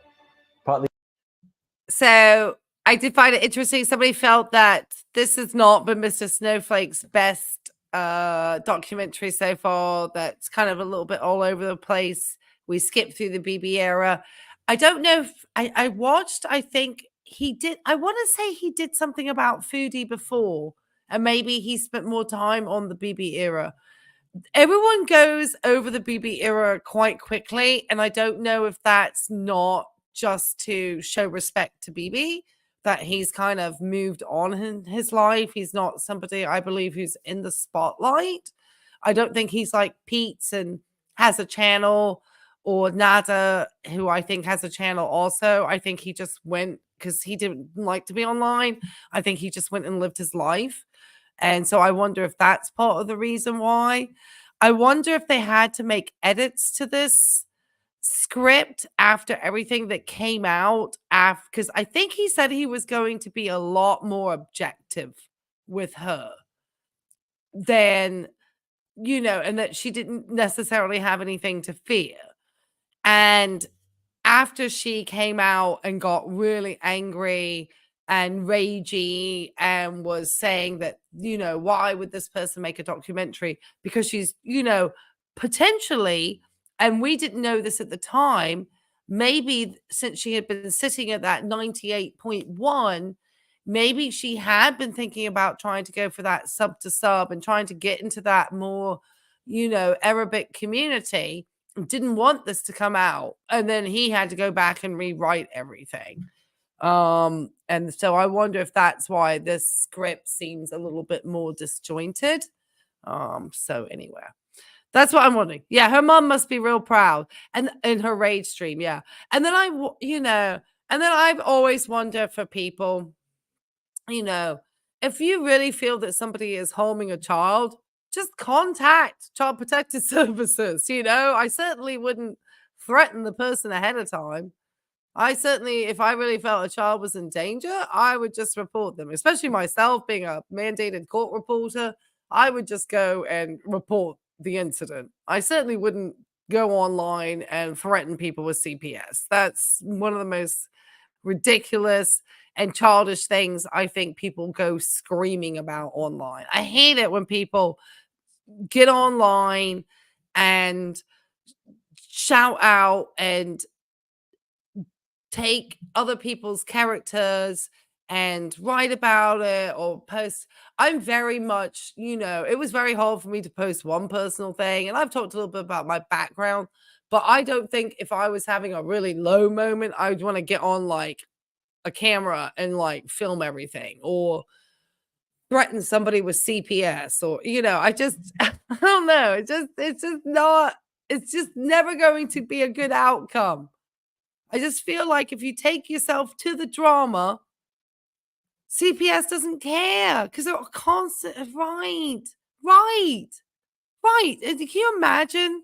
That's a great point. And you imagine how these services that are already overwhelmed with genuine cases of child cruelty have to have people using the system to threaten, and this would not be, and this is not something that he's mentioned here, but I think we know as an audience, and having watched Foodie, sadly, I watch her for her medical downfall because it's going to come. especially if she's not getting in medical care like Pete says, then she really, and not managing that diabetes, it's not going to be good soon. But my point is, let me try to get back to my point because I took myself somewhere else. But she is obviously using the law to her benefit like a spoiled child because she's used CPS, or threatening CPS here. And then with Nada, she supposedly reported him to the police. So I just think that just shows a person who is willing to misuse community resources and she doesn't pay her taxes. So she's not even putting in the bloody pot. You have to go for a drive. Yeah, just put us on if you can listen. I've plugged in my phone and gotten onto YouTube and been able to listen and all sorts of shows that way. Real easy. It happens even my dumb clients do. They get to sit down right. Yes. I just think it's so when she doesn't pay, what you got to hear, Cat? Whole time he was giving off this look what you made me do vibe and was straight holding back, but also kind of poking her hard in the lies. Oh, yeah. You're gonna get it on your treadmill? Yeah.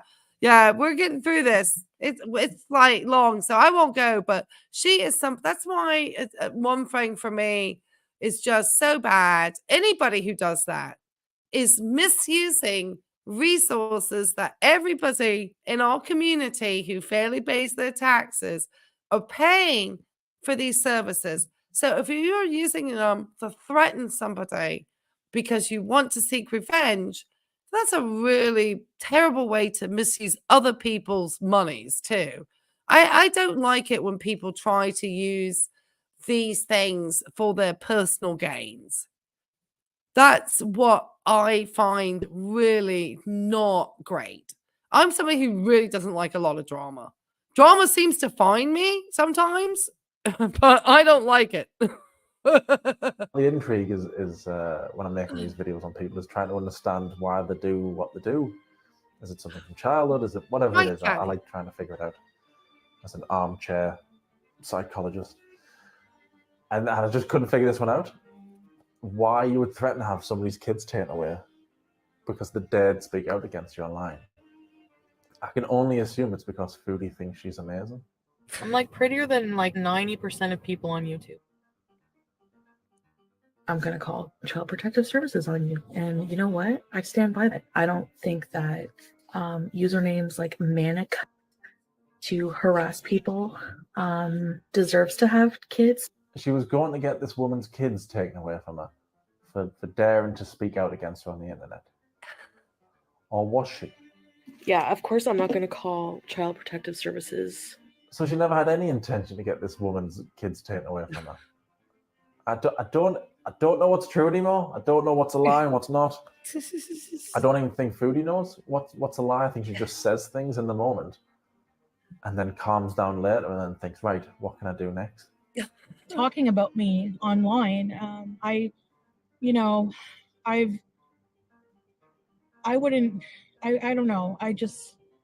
That hurt my feelings. I need to work on building a better opinion about myself so I don't let others get to me and become so defensive, Because I just don't get her. I don't get her.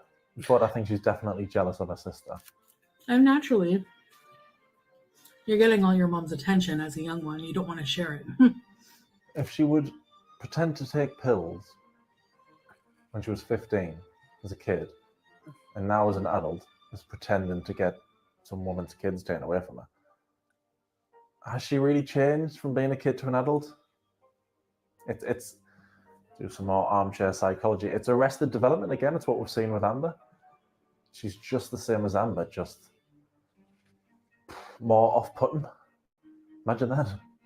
One of the worst stories I heard, and it is a story, I'll explain why in a second, is that she put her sister in a dryer, which sounds just psychotic.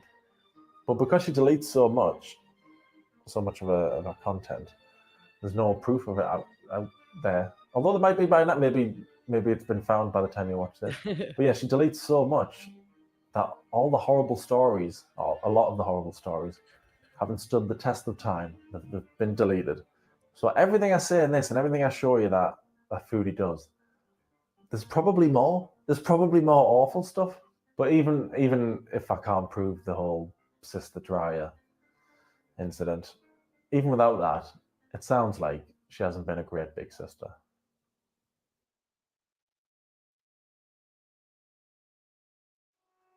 There's definitely a theme here. Nobody is safe from Foodie's treatment. Not even, and I hate to say it, not even our ex-lover and now best friend, Pete. Okay, so let me tell you how I met this guy. I was still with my ex, Pete. Things were not going well in my relationship. Wow. I was attention starved. Like, I'm an attention whore, big time. And he was just leaning against like this bar thing on the dance floor. He wasn't dancing. He was like staring at me. And I was drunk, so I went over and talked to him. And he was receptive to that. So anyway, I ended up getting his number. So I decided to call him. I was bored at work. You know, I was done my work and everything. And he was surprised me. He's like, why don't you come up? I went into the work bathroom.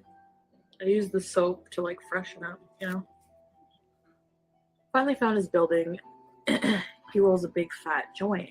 You know, the second the joint goes out, I look over. I'm putting it out in the ashtray.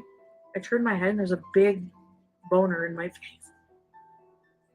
Really enjoyed himself. It was like 2 minutes long. We just eventually drifted apart because I met BB, and then I fell in love with BB, and it was like I had been seeing this guy, you know, almost a few times a week. He's like, I'll pay your gas. I don't know, he offered, you know.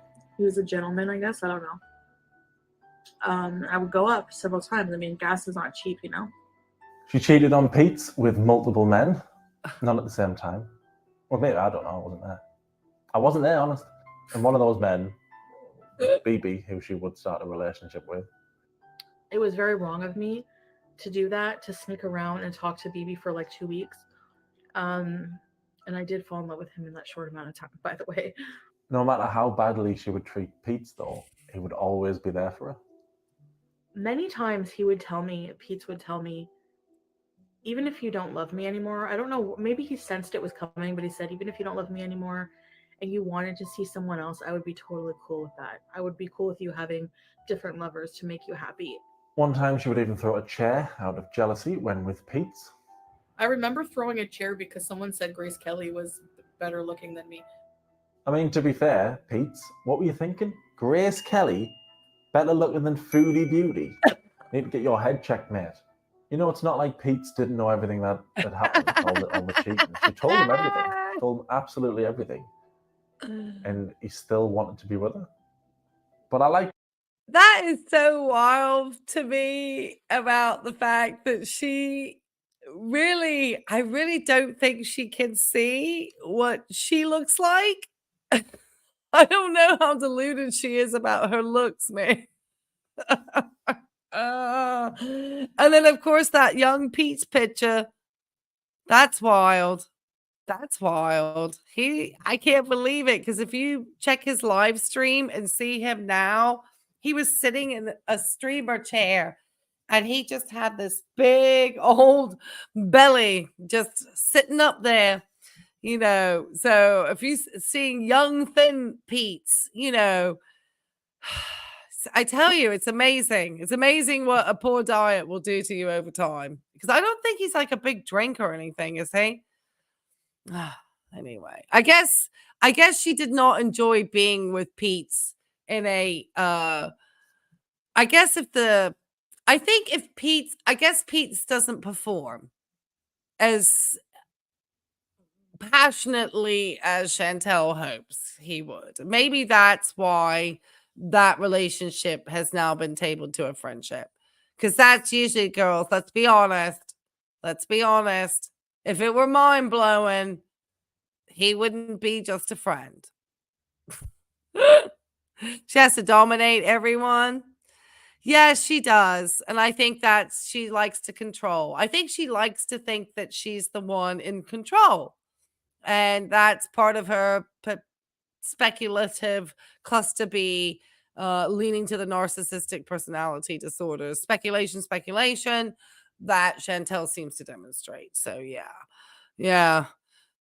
She claims she had a pole back when he was skinnier. Oh God. Most men don't like having right. Yeah. There's a balance in a relationship, and I think that she certainly wants that male caregiver type, but I think that's her words, not yours. Okay, yeah, okay. I was wondering where you found that out from. It's peaked at this stage, so it is sad seeing him be treated like this. It is sad.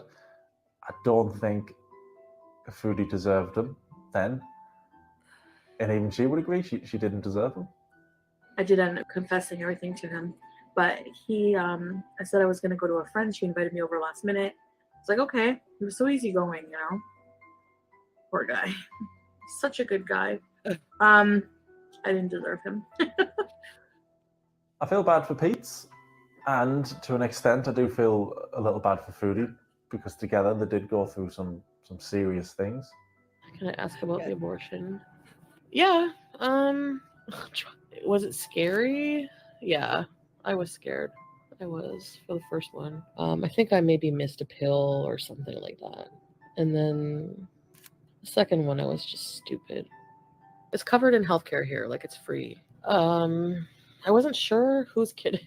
I was pretty sure it wasn't BB's because of the timeline, and I thought she only spoke to BB for the last few weeks of the Pete's relationship. It was very wrong of me to have started talking with BB before breaking up with him. I said, what, 24 weeks? That's like, what, 3 months? I did cheat on Pete's with BB, yeah.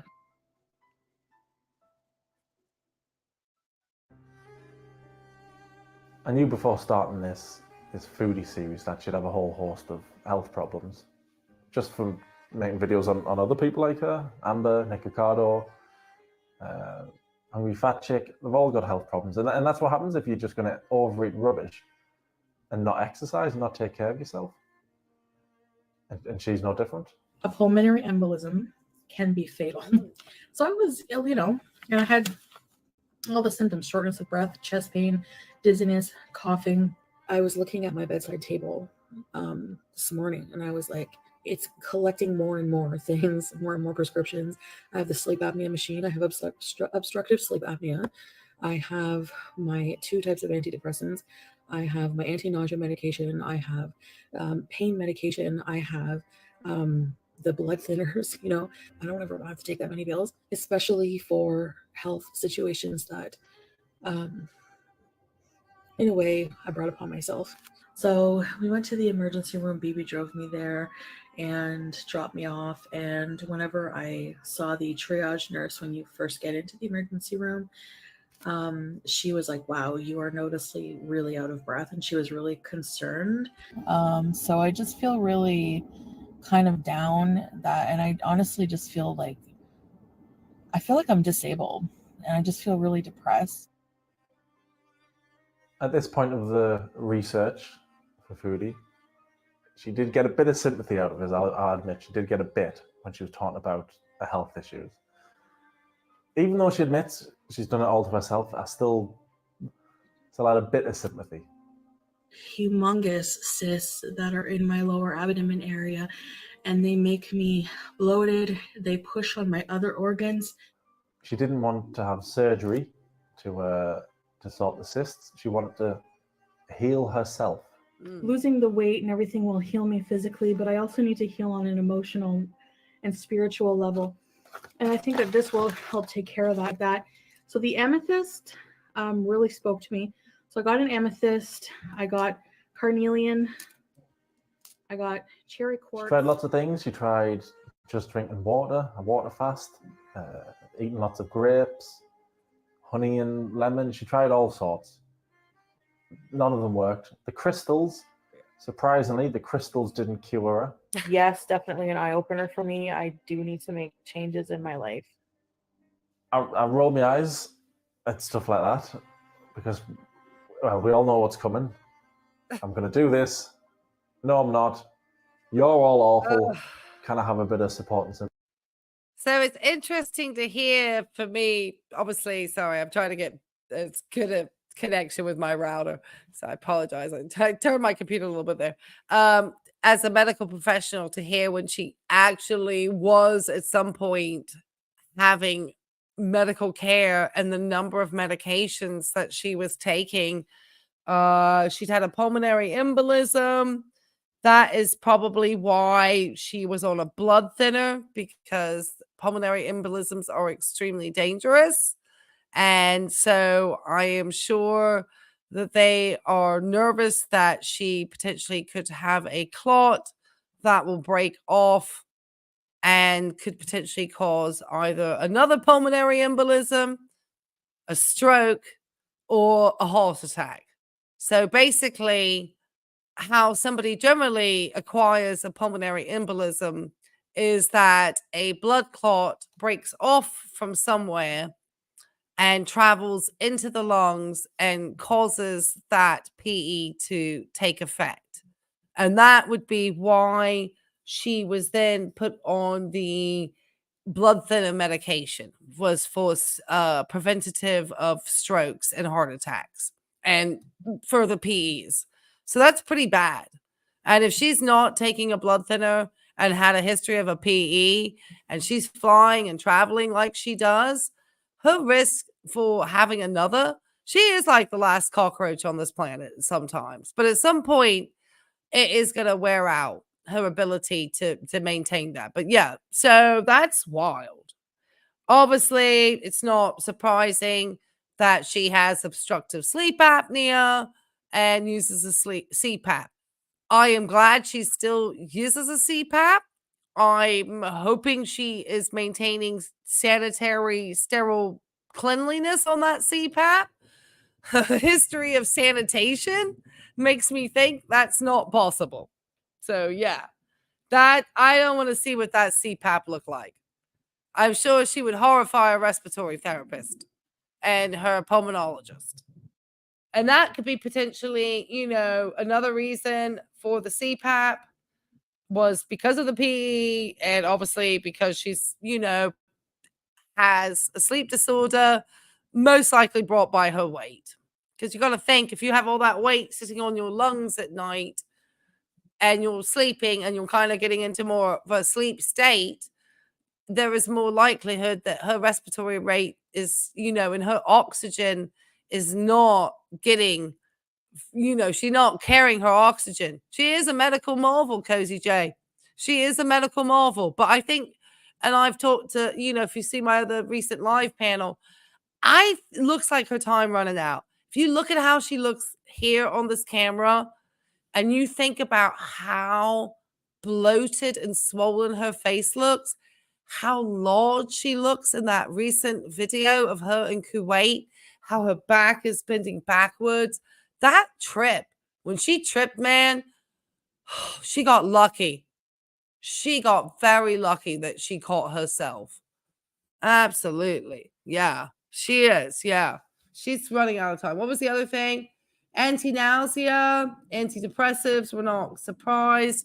Now, the anti-nausea interested me in the respect that often when your cardiac system is slowing down, it will slow down your gastric system and cause nausea because of the slowed gastric motility. So I'm wondering why she was on anti-nausea medications. No, Foodie, you're not going to heal yourself with those crystals, man. They're pretty to look at, okay? If you want to have some pretty looking crystals somewhere because you think they're pretty, great. They're not going to heal anything. Just telling you.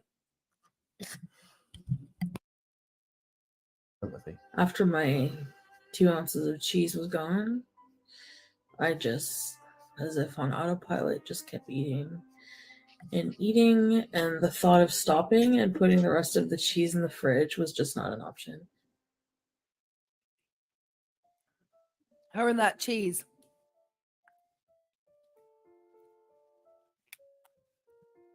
Sorry, I had a all cough. the time. You got deficiencies. If you have addiction, food binging, whatever, all the complaints that you have, and you have your health. That's what I know. And at 34, I was diagnosed with cancer. And at 36, I'm still dealing with it. Before you stuff your face again and then complain that you might have this and you might have diarrhea and you're going to the ER, I want you to see for 5 seconds what a daily treatment is like here, because they're about to start my injections. This is my daily life. So before you complain next time and you complain about whatever you're going through and that you just can't live without donuts and Chinese and pizza and mukbangs, this is reality. This is real life. Every time I think, I've seen it all. I've made loads of videos on lol cows, Amber, Cyrex, Jupiter. I've seen the worst ones, Jimmy Bunker. I've seen the worst lol cows that the internet has to offer. So I thought, oh, nothing's going to shock me now. But her response did. It got me. I can't believe she responded like that. For the public to see as well. And after this, she just went back to the mukbangs and complaining that she was making herself feel sick. Last video, I told you about my digestive problems. I showed you guys a picture a long time ago of some like weird spots on my legs. Foodie's lack of concern for her own health would eventually put her in the hospital. The cysts, she had to have a full hysterectomy to remove them. I had my hysterectomy on November 20th. Starting she is. So a lot of surgery in my work. Feeling really tired. See, hold on. I'm stopping this. Hold on. Okay. The reason why I'm stopping this is that she's been in surgery. She hasn't been wearing the CPAP, but she still has this marked redness here. I don't know. That's very bad rosacea. There's something very distinct going on here. Yeah. Not managed by her still. Sorry. You would think that with all of her health issues and that person with cancer calling her out would be a bit of a wake-up call for Amber. Yeah. And you'll do that at some point. And you make a really good point here, and not to take it too much time here about saying this. Yes, I do believe, and she's obviously in the hospital and being filmed and coming out of anesthesia and so forth, which is why I feel it's so different how she is with these visits to the clinic in Kuwait, and why I have felt that, she had that lady very, very poignantly speaking about her struggles with cancer and how horrendous it is to see Chantel use illnesses to her favor with her audience that she has brought about to herself. And she has done that recently. We don't know what exactly happened. I think she's had her back is hurting her. Obviously, her gait is all funky, probably from low vitamin D and neuropathy and various other issues. She wanted to call it sciatica. I guess she thought that would get sympathy from her audience for some reason. So she's still using things to gain sympathy, which, not to have sympathy towards people who are going through medical issues, because everybody does. And she knows that. That's why she uses it. I'm keeping it in. Would be a wake-up call for, what's she called? Foodie. Would be a wake-up call for her. It wasn't. She still, for some reason, would just spend far too much time focusing on things that just didn't matter. So if you're going to be a reaction channel, and you're also, I may as well address this now, different. and you're going to re-upload my content, I'm going to strike you because you don't have a right to do that. Seriously, this is not transformative. Reaction channels are supposed to be transformative. You want to strike my channel? You want to strike my channel? Do it! Because all that's going to do is make you look awful, because I already got your strikes overturned, sis. Because you're a bad person. So the logic is... I make fun of your weight, and I think you're a bad person. And what? What do you do about it? Fight me? I don't give a... There must be about Yes. another, I don't know, 1 billion clips of a foodie kicking off with reaction channels, but we'll be here all night. Honestly, there's loads. I've got no personal attachment to what's her name? Foodie Beauty. Can't remember her name. I've got no personal attachment to her. I'm making a few videos on her, and then I'll never think about her ever again. But at the minute, she's as deluded as any lolcow I've ever seen. She's definitely going to come for me now, isn't she? Anyway, being so obsessed with reaction channels and what everybody else thinks of you is classic lolcow behavior. And so is threatening to quit YouTube. So this is not a clickbait video. I am leaving YouTube. I have one more video to upload, and that will be the last one. I'm just gonna like log off. I'm taking a break. I'm taking a break from YouTube. I'm quitting. I wasn't understanding what I was doing wrong. You know? I don't get it. I'm a good person. I have a lot of friends. And so I've concluded that people don't like me because I'm overweight. How come it's always the worst people in the world who say, I'm a good... That actually was one of her more healthy meals that I've ever seen her had. She had a little bit of green salad and a little bit of shrimp there. That wasn't too bad.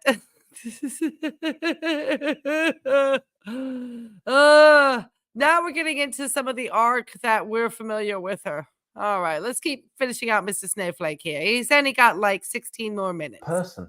We can all go get dinner since Foodie's She's probably never got learned with the an reaction channels. appetite. She's always done the same thing. Upload a video, having a rant or a rage. Calms down the next day, deletes it. Does it again, rage, delete, rage. And she still does it now. But it seems nuts to focus on channels saying, I wasn't happy with the behavior. To focus on that. And I always do it now since I made the little series on Life by Jen. I always think when I see somebody in that poor, spoilers, her health gets so much worse. Honestly. She's such a bad way.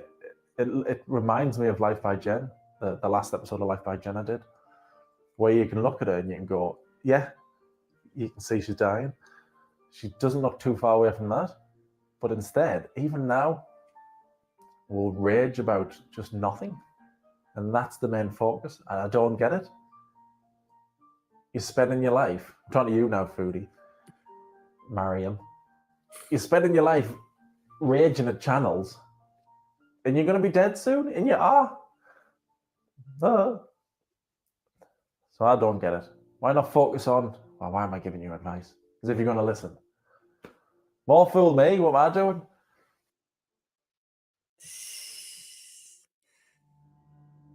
We've seen her be pretty Sorry, I just want to stop it there real quick. It's funny how many people are just not seeing that she looks like she's, doing very well. And to be, I think it's, it's sad if that's going to be the hallmark of what she leaves as a legacy, is that she, ate herself to the grave and she raged at people. That is just, nobody wants to have that legacy. That was pretty poignant. My goodness. And yes, he is cute. terrible to everybody in cute. her life. We've seen her be rude to her audience and mean, spoiled, all that. We've seen it be horrible, and our audience didn't like it, and reaction channels didn't like it. But I think the biggest scandal at this time was the cheese graveyard. Not a very firm cheese like I thought it was. So I'm just using it to make bricks. So no crosses, unfortunately, but my coffin turned out pretty well. BB helped me sculpt that. In the video, she's talking about the Heaven's Gate cult. Obviously, people died. Pretty serious subject.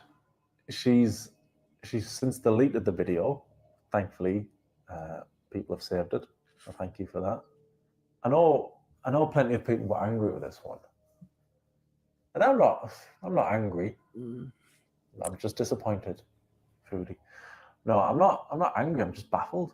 I'm just genuinely confused by the whole thing. I don't get it. I don't get what the tone of the video is meant to be. I don't get is it meant to be like a fun, hey guys, I'm doing a vlog and come join me and Pete's next week. We're going to whatever. Thursday, Pete and I are going to the Pumpkin Inferno. I know a lot of you liked that vlog, so stay tuned. Or is it meant to be lots of people died and like what am I watching? I didn't like how she kept talking about this really horrible, serious, upsetting thing for a lot of people, and then would pause to just. This cult is called Heaven's Gate. It was founded in 1974. And the cult leader is named Marshall Applewhite. So his name is Marshall. Like, are you telling me the story so that I'm invested, or am I just listening to you chew cheese? What's the video? She would have this slight sad tone on, which you would talk about this. You'd have a sad. Well, she had a sad tone, and then would immediately jump to cheese. Now you might hear mass suicide and think, "Oh, that's horrible." But for these people who were manipulated, they believed that that was the only way for them to reach this level of transcendence, and they called it the next level. They were confined in their bodies, and the Leicester cheese tastes like an aged cheddar. Brie, if you've never had it, is really creamy and delicious. So Then they put plastic bags and purple shrouds over their heads and died in their bunk beds. I'll have one more piece. I cut out a certain amount of pieces I wanted to eat. Yeah. This is really good bread. It's from Artisan Bakery. Art is in artisan. Play on words. She also got a bit of stick for showing dead bodies, which I've edited out. Thanks for that, Foodie. That was a laugh editing. It was just a strange one. It was just, here's some dead bodies. Here's a piece of cheese. And I think what really stood out, besides the mass suicide, was the pictures of the bodies that are online. So I'll show you a picture. They're all wearing the same Nikes. And you can buy these Nikes. They're expensive on like eBay. I really like this pumpkin spice cheese, actually. It's pretty good. I'm not angry. I just think she's a terrible YouTuber. I think she's a lol cow, not a YouTuber. I'm just getting like, and we're almost through with this, everyone. I appreciate all of you who have hung in with me. I know that looks like a Thanksgiving Day feast. Yeah, that looks like a platter you would see at a wedding reception, you know, for the after dinner. If you want to get a piece of fruit and cheese and some grapes. Of course, there's no fruit there. It's just cheese. No fruit. Cannot some of the pinches. Yeah, it's hard to be sympathetic. Another favorite that the news was on her side because everyone bullied her for a plate of cheese, but oh God. You know what? This is again. She is using her size continuously to her advantage. For somebody who, you know, she really, so like I said, I think that makes it more her not wanting to change any of her behaviors with her eating. It's not advantageous for her. It's much more advantageous for her to stay like this. And somebody else mentioned that she has said in the past that she doesn't like fruit, she doesn't like vegetables, and she'd rather die young. My thing is that she says that, but she doesn't know what lingering organ failure feels like.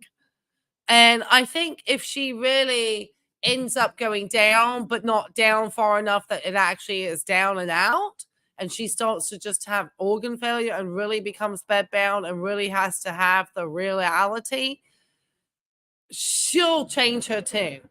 She'll change her tune real fast. But she, you know, who knows? Who knows what nightmare she'll cause some medical place. Oh, God. Just don't let it be here. I don't want to see you. But yeah, she didn't treat this subject with any respect. So I understand people being angry at She's it. ruining your And appetite. people Shits were. and It giggles. even made its way Mine too. to BuzzFeed, and the showed a Michael B. Petty tweet where he says, flashing pictures of dead bodies on the screen while you stuff your face talking about the price of Nikes. This is f***ing low, even for Chantal. Someone says, Michael maybe B. that's Petty, why man. they wore the same shoes. Nike, just do it. Yeah.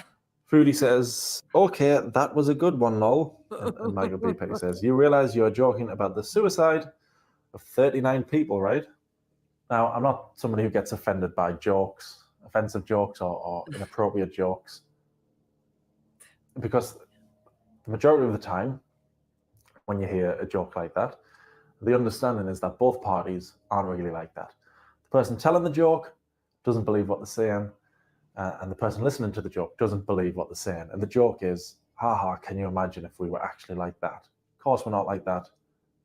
Great, fine. It's like Michael Scott says on The Office. He says, what does he say? There's no such thing as an appropriate joke. That's why it's called a joke. However, because I've researched Foodie quite a lot, and I don't think she's a good person, and I don't think she has any genuine empathy for the people who died, it feels uncomfortable when she makes a joke about it or laughs about it. Because I think if somebody was to make a joke about it who was kind, who was nice, I'd get that it's a joke and that they've got genuine empathy, and of course it's not funny. But when Foodie does it, I don't know. I don't think she's a nice person. So does she have any empathy for it? Does she think it's actually horrible? Or is she just stuffing her face with cheese? I don't know, because the video is just crap. Oh God. One of Foodie's foodgasms. She is very inappropriate. They make really good bread. Refinement. It reminds me a lot of the Logan Paul Japanese forest. I really hate to say this. I think there's someone hanging right there. When he was there and he was laughing, and he had no genuine empathy. And you could tell his laughter was just one out of cruelty and immaturity. And haha, isn't this funny? Not really, no. So it reminds me of that. I think she just didn't treat it with any respect at all. That's my armchair psychology explanation anyway. On March 26, 1997, that's when they decided to do it.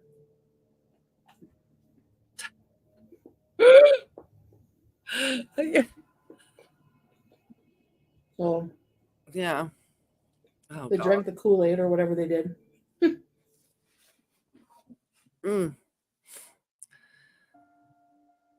Because of everything.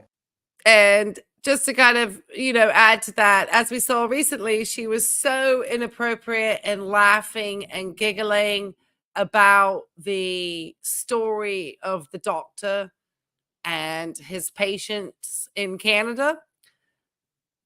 I don't think she accompanied it with food this time. She just told the story. I guess she learned from the last time not to use food, maybe. But the lack of empathy and her laughing, the lack of sensitivity with subjects that do have still living family members who are still potentially and probably will always be affected by the loss of a loved one. There were a lot of very smart and talented people who became involved in Heaven's Gate. And if you look at some of their stories, like one of them was the brother of the actress on Star Trek who played, I can't remember the name. Oh, maybe somebody knows down in the chat. But yeah, she needs to stay away from that subject matter. Absolutely, Cozy J. I would agree. She needs to stay away from. I'm going to put this thing up.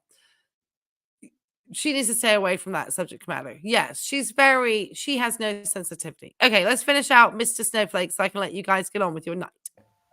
you've heard so far and everything I've I learned so appreciate you far. all watching this with me because I hadn't I seen would it. totally understand if you watching didn't have any sympathy for what was coming up next, because I didn't by this point. So, I know that I look like shit right now, and I'm gonna try to talk and not cry. Or maybe I'm just gonna cry. Maybe and I decided to break up. If we have to break up one day, I know that's really horrible to say because we don't want the same things in life, then I guess that will happen. I mean, that's part of life. It's just the way. I don't want to talk badly about him. I don't really want to go into too much detail to respect his privacy. We've been together for like 8 years, and I never thought that I've ever been so in love with anybody. And you know, when you're first in love, that feeling. Are you coming to cheer up, mommy? Same thing with Pete. Well, not the same thing with what happened with Pete, but after about 7 years, you know, get that 7-year itch, I guess. I don't know. And I think that I'm really messed up. And I can tell that he's not happy.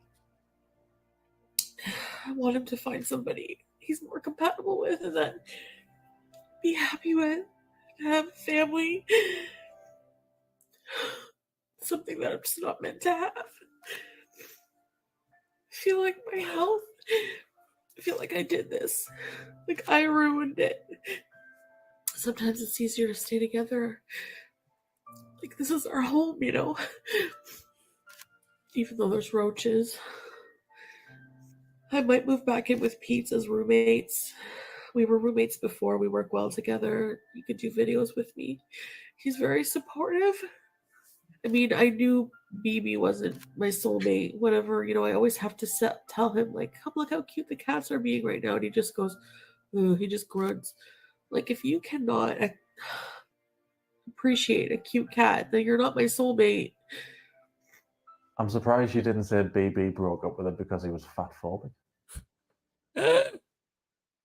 She would have brought legal I cheated action. on BB. I did.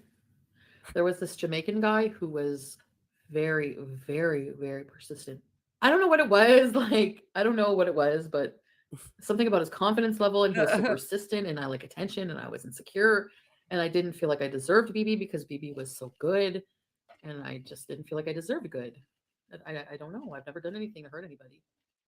I never thought. I mean, I have. I guess I find it so wild that she gets all made up and gets on all these sites and stuff because I've been single for a couple of years now. And the idea of online dating or anything of that nature absolutely petrifies me. In fact, the idea of just dating at this age petrifies me.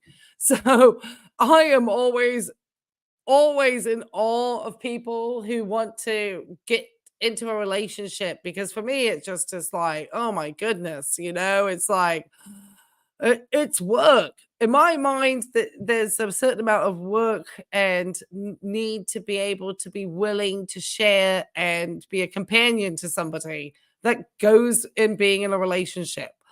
And if you are just, you know, I don't think she is any place being in a relationship with anybody.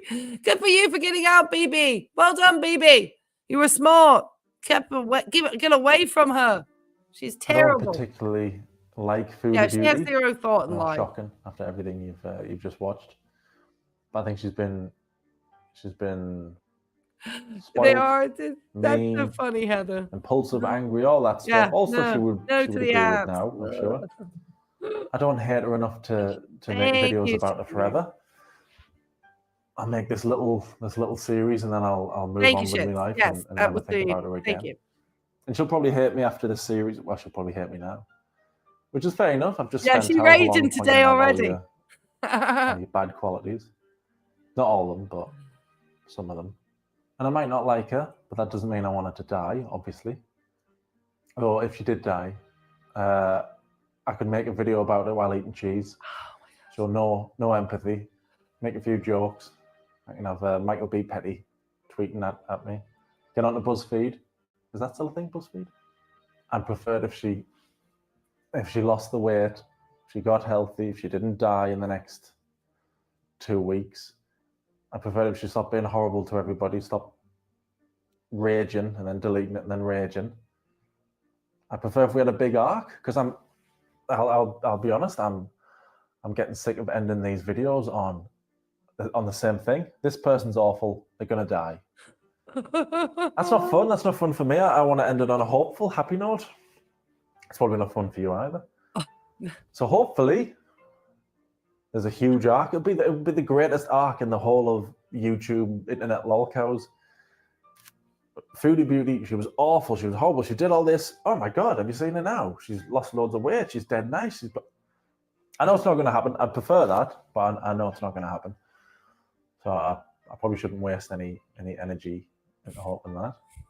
I did originally have some big tease for the next episode coming up, but I think I'll just leave it at thanks for watching. Thank you to you, Foodie, for watching. It wasn't that bad, was it? I know you were panicking, even though you said 40 times you didn't care. Mr. Snowflake made a teaser about you. Doesn't look favorable. Oh, that's okay. I don't care. It wasn't that bad. Most people watching this will already know all this stuff, and the people who don't know it, I don't think it's going to affect you. The people who like you will still like you, and the people who don't like you, nothing's going to change there. So it's not really going to change anything about your life. But you should still do a rant video. Anyway, thanks for watching, everybody. You as well, Foodie. Thank you. I hope you're all entertained. I hope it was an interesting watch. I hope you learned something. And I'll see you in the next one. If I can bring myself to do another month's research of Foodie. I don't know if I can. But I should see you in episode 2. I'll do a little tease for Luxury Villa. Cheers, everybody. Bye. Thank you.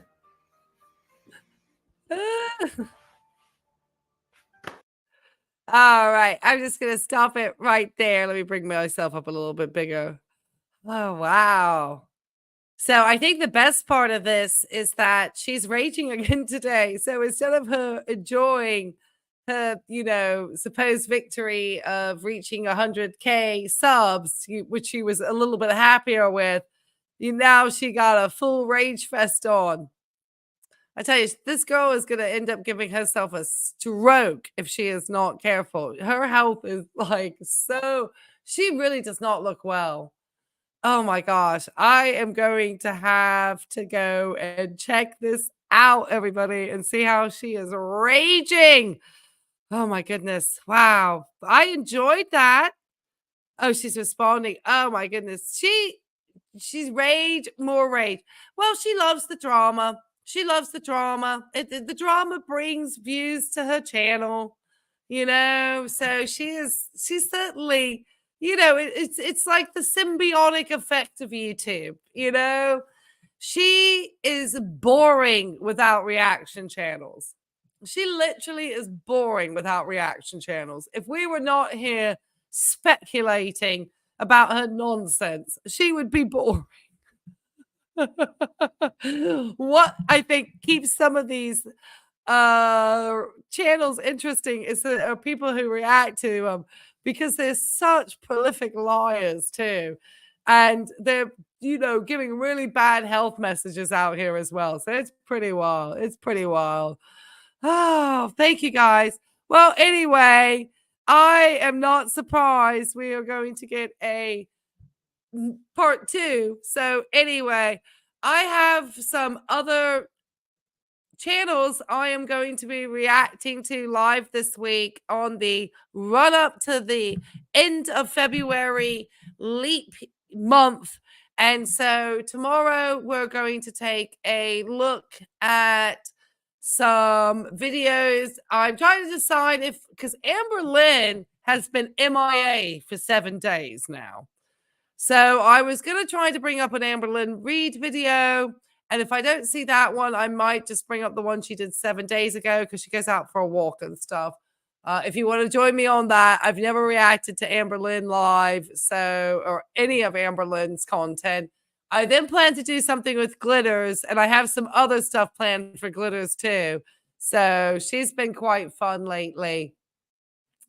I wanted to do this, and let me know, and maybe I'll put up a poll. I wanted to do something about potentially Wendy Williams and her alcohol-induced dementia, because that is going to be not fun taking care of her. And I could not believe that Wendy Williams was 59 years old. I was shocked.